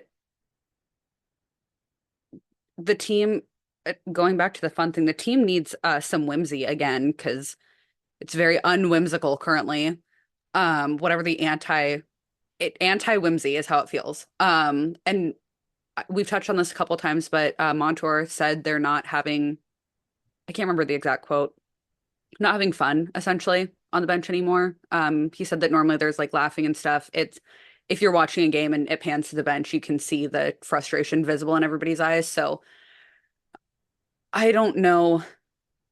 I don't know what the Kraken do to not be sellers at this point. I think that there's going to be, I don't know. I think last year was the trade deadline that they sent Wenberg to the Rangers. And I see at least one more move happening around the trade deadline if something doesn't happen before then. But yeah, I don't know. I'm feeling a little bit pessimistic, so I'm gonna leave it there. Oh, that makes sense. I think as simple as it may be, that's what Sylvia said and Jade agreed with is pretty accurate. I mean, you've got Yanni Gord really pissed off. I'm sorry if he ever sees me editing the SpongeBob walking noises over him walking away. I hope he. Oh God. Um, you've Joey got probably that. showed him it's okay. Um, Joey, at least drop a retweet. Come on, brother. I need the Yeah. engagement. Brandon Montour before, even though like it was funny. Another account I will not like mention was like, "Oh, I'm glad someone said something." I'm like, "My brother in Christ, they've been saying things." Like Sylvia mentioned this earlier. Like they've been saying things, like, but it's just not followed up by anything. You can say, Brandon Montour can say, "Hey, we need to look ourselves in the mirror," and then they lose four more in a row. Like, um, I'm not saying that's Montour's fault. I'm just saying that it's like I don't know if the buy-in to do that was there. Vince Dunn will sit in the like, as some will take photos of, will sit in the locker like this. Oh, you can't really see because my camera's pointed up. He'll sit there though, and he'll be like, "We just need to, we need to get back to who we are." Well, even Jaden Schwartz talking to Piper pregame, during warmups was like, "No, sorry, not Jaden Schwartz. It was, I think it was Bjorkstrand. I think it was." In the game before, it was Stevenson. It was like, we need to play how we play. Oh, it was after last game that Schwartz said, when we play how we know we can play, it doesn't matter how other teams play. It doesn't matter if you can't play the way that you guys play, because then it's just we're watching Buffalo Sabres 2.0 just with, cooler branding and younger, um, so yeah, I don't know. I think part of it is, and then one of the comments that we did get that we'll get to after this segment, as they need a break and a retreat with each other. I don't know if it's with each. I don't know. Bonding could be good for this team. Send them to Um, Levitt. Yeah. yeah, Somebody said uh, send them to Whistler. yeah. Our friend Alicia, who It's works fun. with our community team, said go up to Whistler. Is like the only thing I disagree with is skating. I'm like, get those motherfuckers away from a rink. Like it's to Sylvia's point, the schedule has been very weird, especially heading into this particular holiday break. They're coming off of a back to back. Like, no, like if they Didn't need they do a to, bonding retreat to like Eastern Washington or something between the preseason and the regular season? that I do not know. I didn't I see feel about. like I I don't know. I feel like I saw something about that. That like some of the guys went to it was like Suncadia or something Oh, I'm sure at some some of point the, earlier in the season. Send them back there.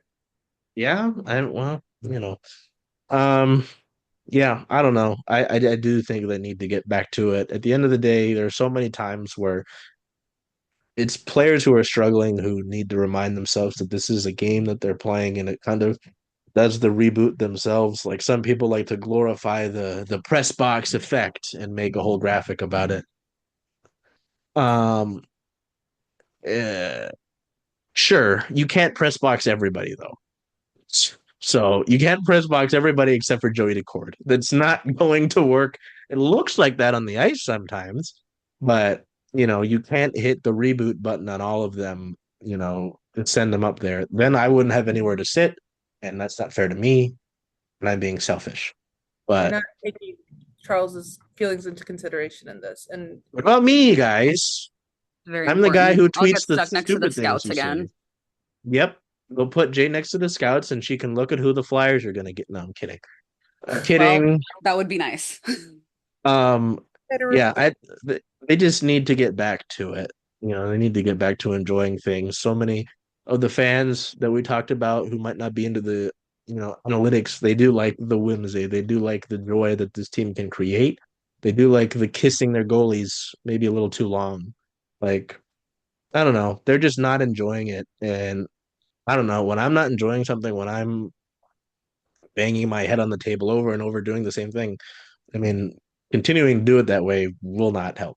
So, Yeah. we get to something here, and I only prepped for one, but we can do both sides of it. It is around the holiday season. We'll go with the it's more Christmas than anything, and I know not everybody celebrates that, so I apologize that that's not the intention. Um, I want to know who's on your nice list for the Kraken this year. It doesn't need to be a certain length. If you only think Joey Daccord belongs on there, fine. If you want to put people on the naughty list, we can do that. Um, but I'm not going to require you to. I'm just going to go with your nice list. I will lead off. So maybe if it gives more of an example here, and then who did we start with last time? I'm getting old. I think it was Silvia, and then we went with Jade. So I think we'll go the other way. My memory helped me there. I got six players here, and this is just at least in terms of over the season. Brandon Montour. Brandon Montour has been a great signing for this team. Um, I guess his stick whacked Joey, and that was part of why he was hurt today. I didn't see that part, but I'm sorry if that was the case. He still makes my nice list. I mean, a guy that brings the great energy. He's won a cup. He got a massive contract. He could be one of those guys who just sits on his laurels and enjoys the contract.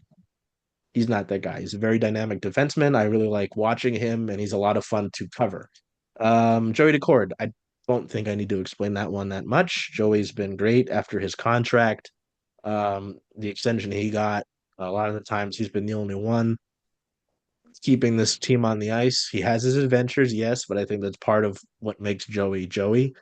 Um, there are a few games where he's let in a few squeakers, and I think part of that's just been the workload he's gotten. And again, remember, he hadn't played a full NHL season until last year, so I think he's kind of growing into the one role. But out of those examples, he's been great. Vince Dunn. Vince has been limited, obviously because of injury, but he's still Vince Dunn when he's healthy. When he's not, getting really angry and shouting to look at his face going into the penalty box, he's still an incredible defenseman, uh, great generator for your offense. And he's a quarterback on your power play. Shane Wright didn't have the best start to the year, but there are just so many times, since the press box incident, I got sent to the press box. Not anything happened there, I don't think. Um, where he's just played a lot better. He was like our only power play contributor for a few games at earlier in his streak since coming back from being scratched. He had a good assist in tonight's game against Colorado, and I think he tied his most ice time ever with 16 minutes and 17 seconds. Um, that's a guy that I just have a lot of confidence in as a pillar of your franchise. I did say six. I'm sorry. There's a lot going on here. Two more. Jared McCann hasn't been like great over the last stretch of games. He's still your goal leader. He's still I'd still argue he's your best forward. Um, him and Oliver Bjorkstrand, who's on my list to end it here. Oliver's been great since the scratch as well. Um, those two guys, I'd argue, are your best forwards, and Willie are your only contributors. And even then, they've had struggles to keep up with this really inconsistent offense. I don't know if I'd put anybody on the naughty list. Maybe Berkey. I mean, it's just been unfortunate to see that he hasn't been able to fully get his confidence back and get his game going again. He was on the fourth line tonight. You see, he's a guy who was signed effectively to be a top six forward. And he's on the fourth line tonight. That's not great. And maybe Daniel Sprong. Um, just he's in a tough situation as well. Again, he's an offensive-minded forward that they brought in during a time that they really needed offense. And right after that, they went on a stretch where they played a game and started to play a game that was a lot more physical and more, a lot more forecheck involved. And he's not that guy. So, yeah. Jade, what do you got? Again, you don't have to do naughty list, but if you want to, go ahead. Um, I have, I don't know, I didn't put a whole lot of thought into this and why. So I'm just gonna say who's on the nice list and probably not elaborate a whole lot, but Grubauer and his horses are always on the nice list. Insert horse emoji. Um, and then I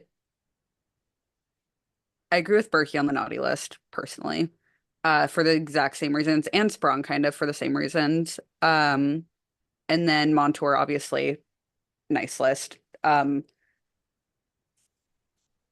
think he's the sole person bringing the good vibes to the team currently, or doing his best to keep up the good vibes. And Yanni Gourde for attempting to put the players into their place, I'm assuming, after the first period yesterday. And that's it. That's what I got. Like I said, didn't put a whole lot of thought into it. I was trying to speed run making a box of mac and cheese. So for me, I did not make a list and check it twice. I made a list in my heart, and that's what I'm giving you guys. Same.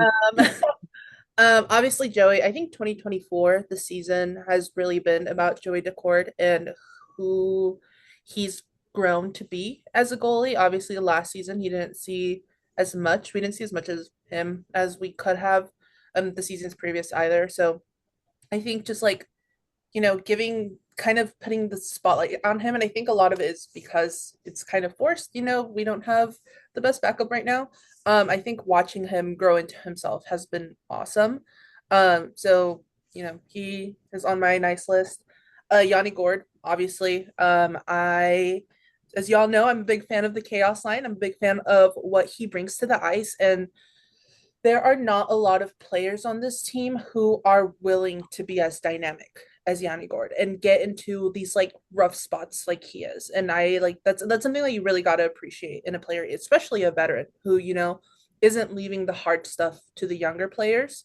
So big love for Mr. Yanni Gord. Another one is Brendan Montour.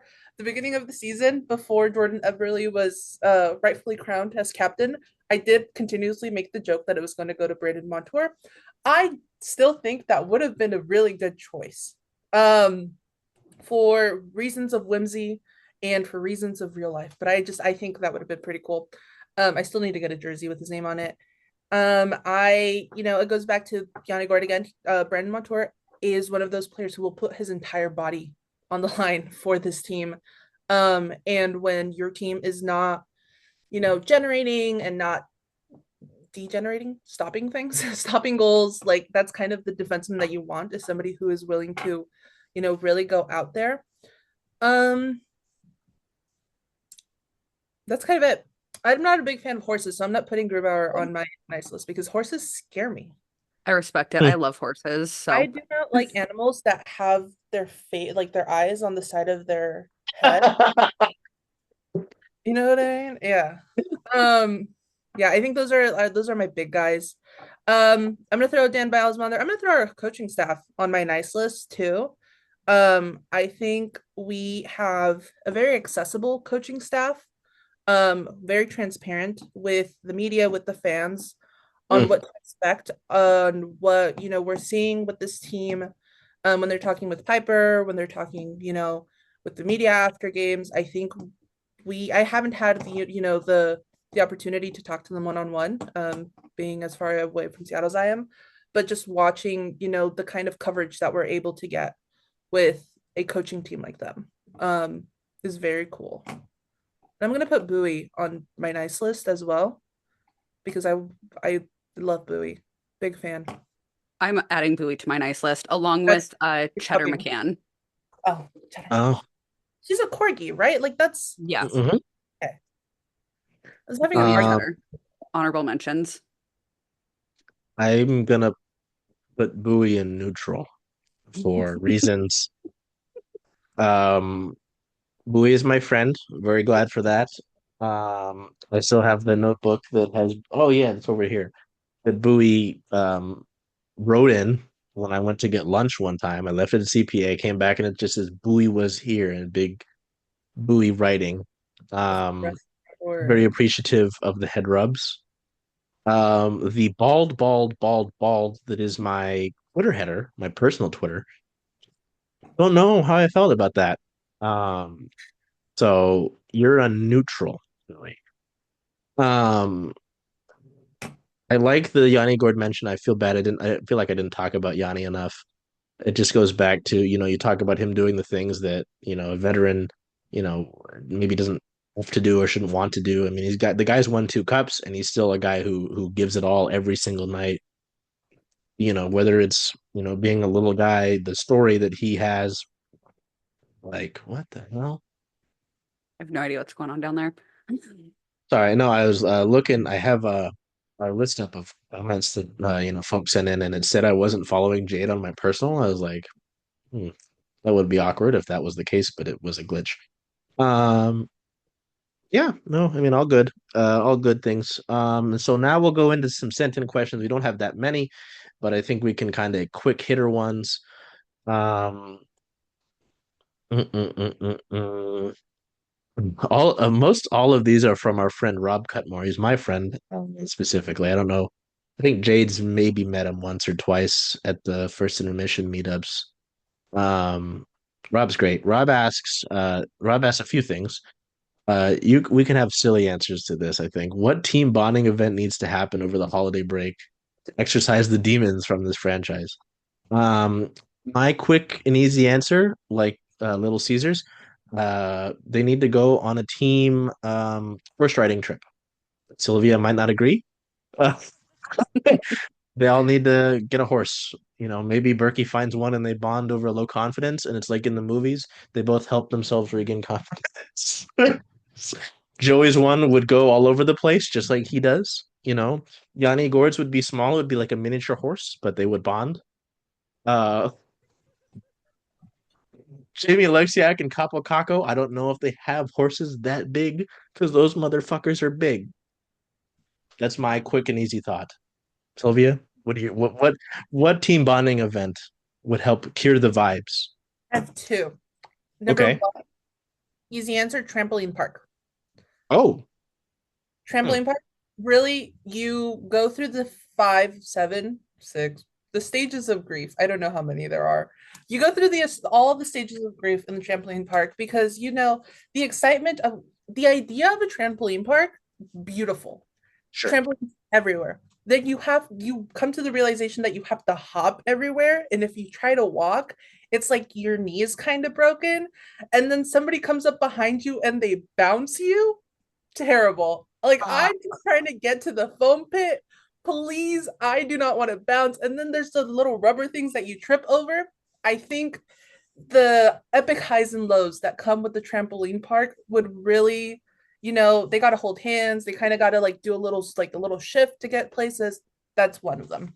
Second, it is gonna snow. I mean, it's been snowing on I-90, Snoqualmie Pass. I think we have to put a group of Kraken. This one's gonna take a little bit. You take like four in a small SUV, flat tire. It's snowing. There's cars going by you really fast. There's like trailers that will not slow down, and they have to put chains on this car. While they also have to fix the flat tire. It's just a mess. Someone's cold, their phone's dead. I think maybe the challenges of a hockey game are just not enough to bring this team together. Sure. And the epic wins and the joys of remembering, oh, wait, my dad taught me how to, change a tire. I can do this. And then realizing you forgot the little lever. So now you have to figure out another way to, Oh, yeah. I think, really going through that and processing the emotions of part of that, I think that is, and I think if we get this team to do that, Stanley Cup, guaranteed this season. I'm calling it now. so like kind of like an escape room, but a very different scenario that puts them in a pressure situation. Yes. I got it. Okay, that makes sense. Jade, what do you got? I was gonna say escape room. Um, Our minds, we're just so connected. um, probably split them into two groups and put them in an escape room, and then swap, like interchange a couple of the players, Hmm. make two new groups, and put them in an escape room. Like Is do it one this? round and then do a second round. Is Haunted it house. randomized groups? Yeah. Okay, okay. I think Joey would run at the door full speed and try to Kool-Aid man that bitch. Yeah. Um, wow, this was great. I'd really like that. I hope Rob got Um, his answer. Oh, you got more. yeah, I have one more. Laser tag. Okay. Hmm. I don't know why me and my friends used to go do laser tag when we were in high school because it was cheap and they were open really late. And I always felt very competitive. Uh, yep. Let them compete against each other, honestly. I think that that might bring them together a little bit. So those are my two: escape room, laser tag. I think the nostalgia of a laser tag would help really bring the whimsy of this team back. So Exactly. we will. What do we got from right here? Joe just says, "I wish you all happy and restful holidays. Rest is for the weak. I will not rest," says Charles and his winter Red Bull. no rest. I don't know about those two. That what It that is is? I 10:30 thought that was p.m. jet fuel. Might as well be. Um, but more from Rob. Positive takeaways during these dark times. I feel like we've kind of touched on it, but I mean, quick hitters. Taco's been fun to watch the last few games. I really do enjoy watching Shane Wright grow more. Um, and then Brandon Montour every night. I feel like he's doing something. Quick hitters, guys. Mine is, and I'm just gonna reinforce this. I think from every episode on, we have a hockey team. This was a grassroots push from a lot of fans to get this team here in the first place and have that want to get this team here. As somebody who grew up, like I discovered hockey on full accident. I didn't even know the English when I learned about hockey. And I had to like go to the public library and like communicate with this librarians about how I want to see Sidney Crosby highlights. It is 2007. YouTube is not very good, right?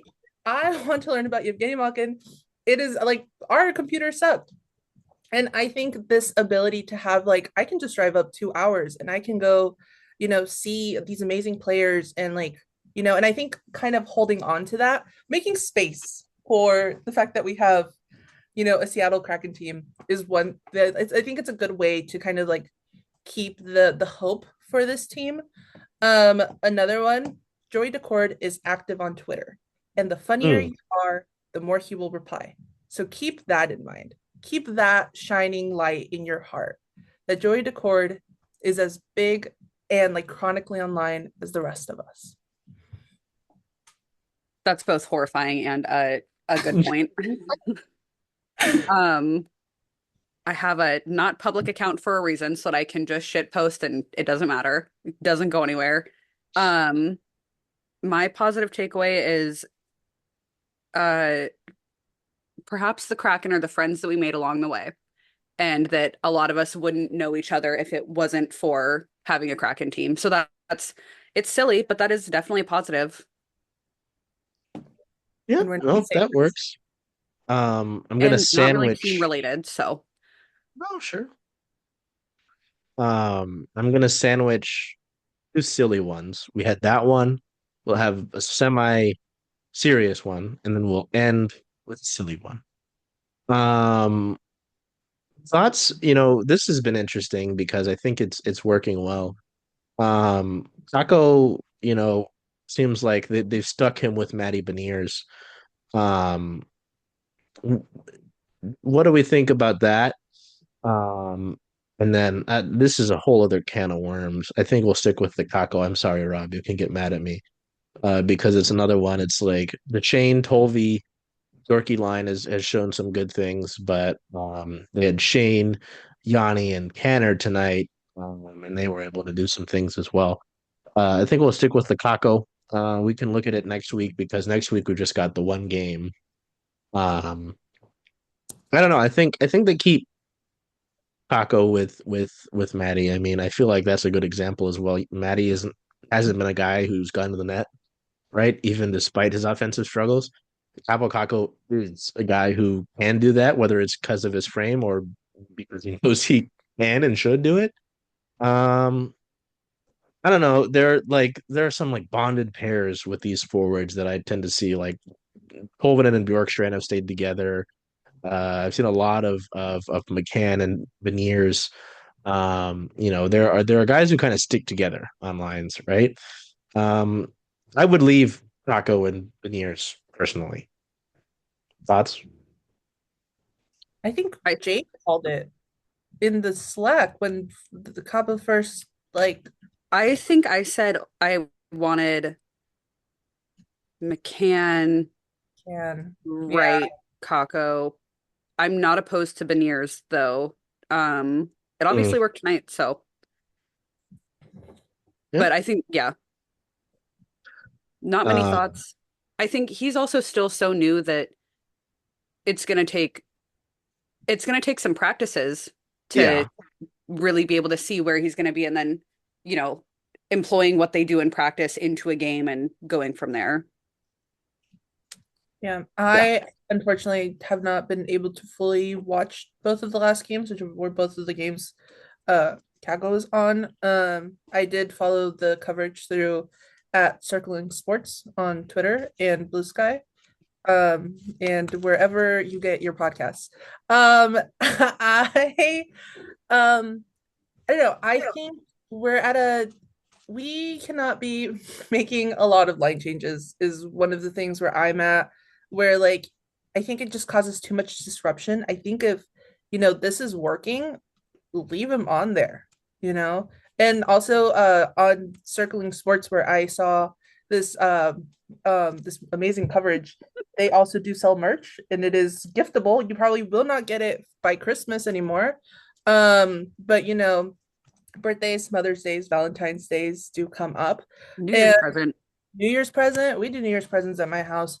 And Kaapo, it will be here for Mother's Day, New Year's on this team. Um, so I think, really seeing him with Maddie, seeing him with the player that we want to have as this like legacy player, um, and getting this like brand new guy again was not very cared for on his last team. He's less of a stray, more like a dog that a little chihuahua that you pick up from the pound because you wanted a dog, but you don't want a really big dog, and this one's gonna work out. This is like our what I think they give you a 3 week period with the pets before you get to return them. This is our 3 week period. Buy him a nice little bed and really just test it out. Is he going to work? And I think that's what we get with Maddie on that line is we have our big players, our big franchise players. If he works there, he's going to work anywhere, I think. I agree with that. And I'm not, I don't want the lines to get scrambled too much because I think that that's when, like I said earlier, it all comes back to the Flyers. Sometimes Tortorella will just, I swear to God, put the lines in a blender and then throw sticky notes at the wall and see what happens. That's how it feels. So I really enjoy that the Kraken tend to not do that because I usually know what to expect. So I think that there's going to be I think that there needs to be a little bit of line shifting when they come back from the break after they have time to hopefully squeeze a practice in or two.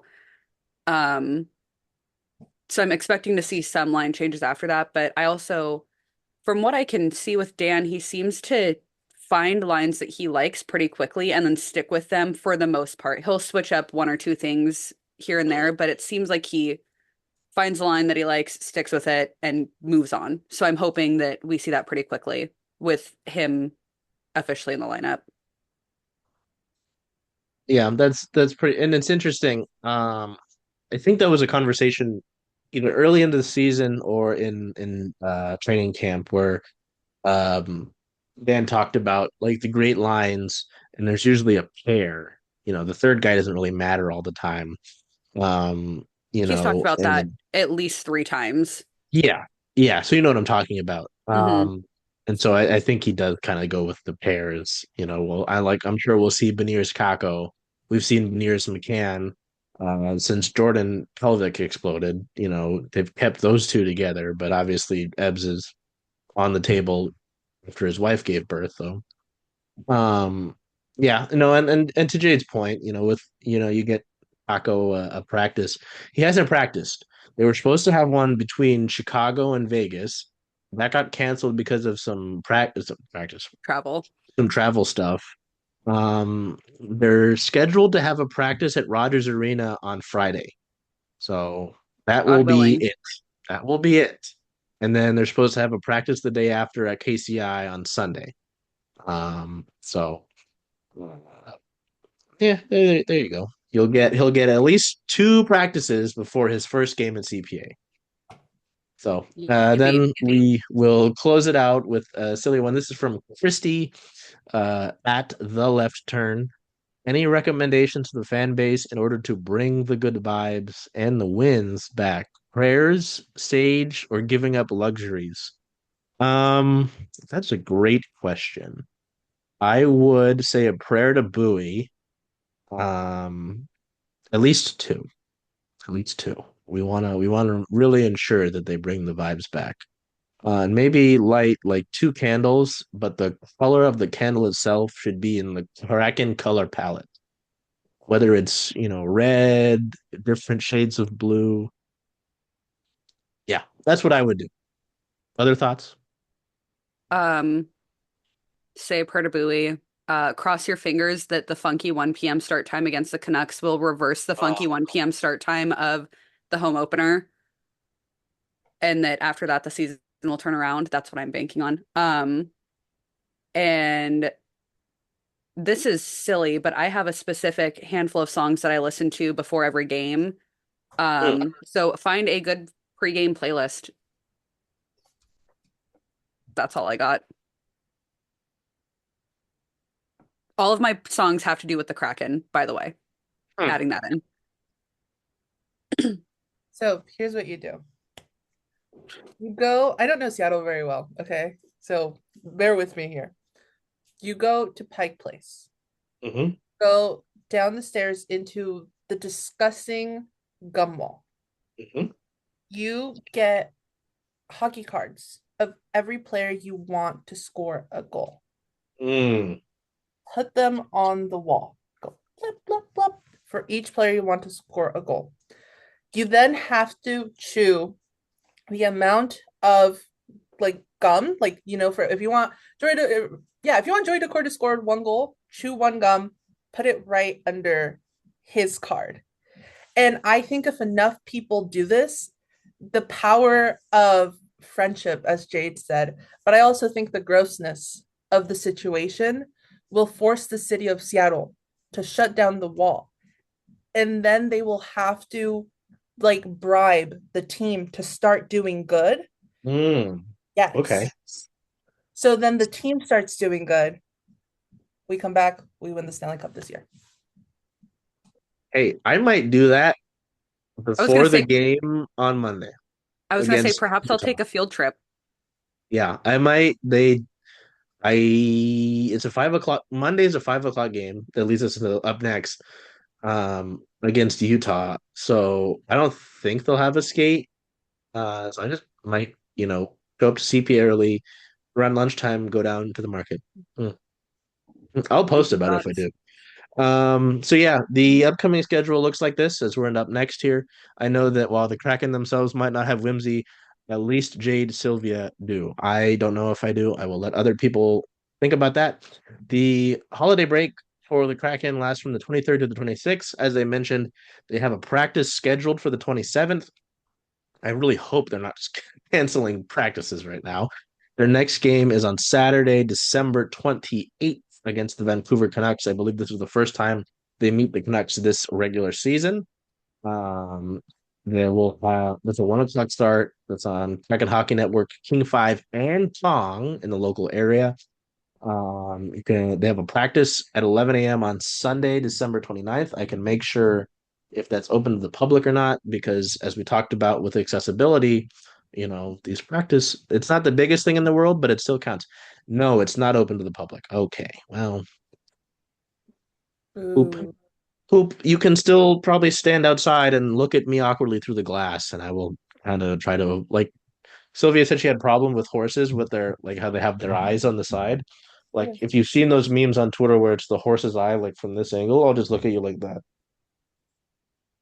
awkwardly through the glass. Then on Monday, the 30th of December, they will play the Utah Hockey Club with a 5 p.m. Pacific time start. So we will What an odd probably start time. record our show for next week before Utah. I don't imagine Kyler Yamamoto will be called up to exact revenge on Ron Francis. Um, Spokane. Boo. a lot can Spokane. happen. Kyler Yamamoto. A lot can happen before that game. He could get called up from Tucson. So yeah, this is gonna be a long one, but I think we had some good discussions, and this will lead us into the holiday break. We'll probably have a lighter episode next week anyway, just because they just have the one game. Um, so yeah, that will take us into the holiday break. I hope you're enjoying this. I hope we don't get sued by the Kardashians. And until we see you next time, take care of yourselves, be well, and do whatever you can to make today a whimsical day. Hey, Charles. Hey, Jen. Hey.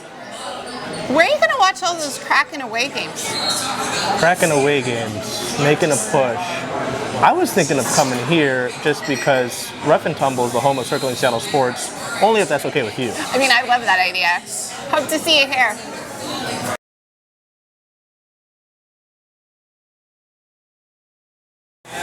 Hello there, everybody. Charles Hamaker here with Circling Seattle Sports. I'm joined by Jen Barnes of Rough and Tumble that we happen to be at right now. Yeah. Jen, why don't you talk to me a little bit about what we're announcing today, which is our partnership. I'm so excited about this. First of all, I just want to say thank you. I think all of us here at Rough and Tumble are big fans of what you and your team at Circling Seattle Sports does. And so, I know you know this, but when you came to me with this idea, it just seemed pretty natural. And it's not just me. I think a lot of people in the sports community in Seattle also really respect you and your team. So it's exciting to kind of see these two things melding together, and we're really excited to start implementing some of the things and then hopefully seeing you guys a little bit more often.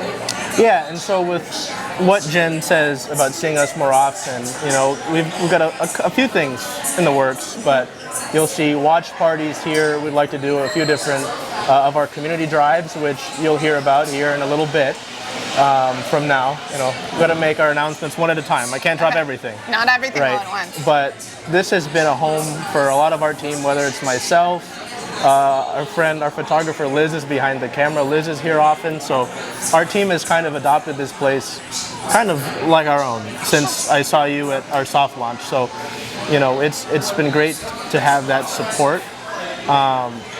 In a lot of ways, and part of the reason I wanted to do this was the Rough and Tumble embodies a lot of what Circling Seattle Sports wants to do. Obviously with women's sports, with the storm and the rain, but just being, having the game on, every game on. Yep. How much of that, did you see a line kind of even before this idea was mentioned when I first met you? I think it's always felt like that. I mean, you and your team were here on opening night, and you just feel like you're part of the space, so it felt like really natural. And the fact that you actually cover all of the sports really makes your group stand out. So you are always covering all the rain games, all the storm games. You'd have women's softball, you'd have women's basketball, you'd have women's hockey. We love it. So all of those things, and obviously passionate M's fans, passionate Hawks fans, and passionate Kraken and Sounders fans. So really, from our perspective, those two things meshed really well. So, you heard it from Jen herself, but this will be our home for all of these events, whether it's you can't make it to these games at home, we're always going to direct you to Rough and Tumble, and obviously the games on the road as well. All these, we're talking about the rain, they've got their schedule out finally, but this will be our home for that. Great. The storm games on the road, this is our home. Yeah. For all intents and purposes. I love it. And when I mentioned it to Jen when I first had this idea come up, I had this idea come up wearing a pink wig. Yes, you did. Ahead of Megan Rapinoe's final regular season home game for the Reign this past year. Yeah. I told her it's because I wanted this to feel genuine. Yep. I wanted a connection to feel genuine, and it does. So that's what this is. Rough and Tumble is the home of Circling Seattle Sports, and I'm so excited to finally announce this partnership. I can't wait.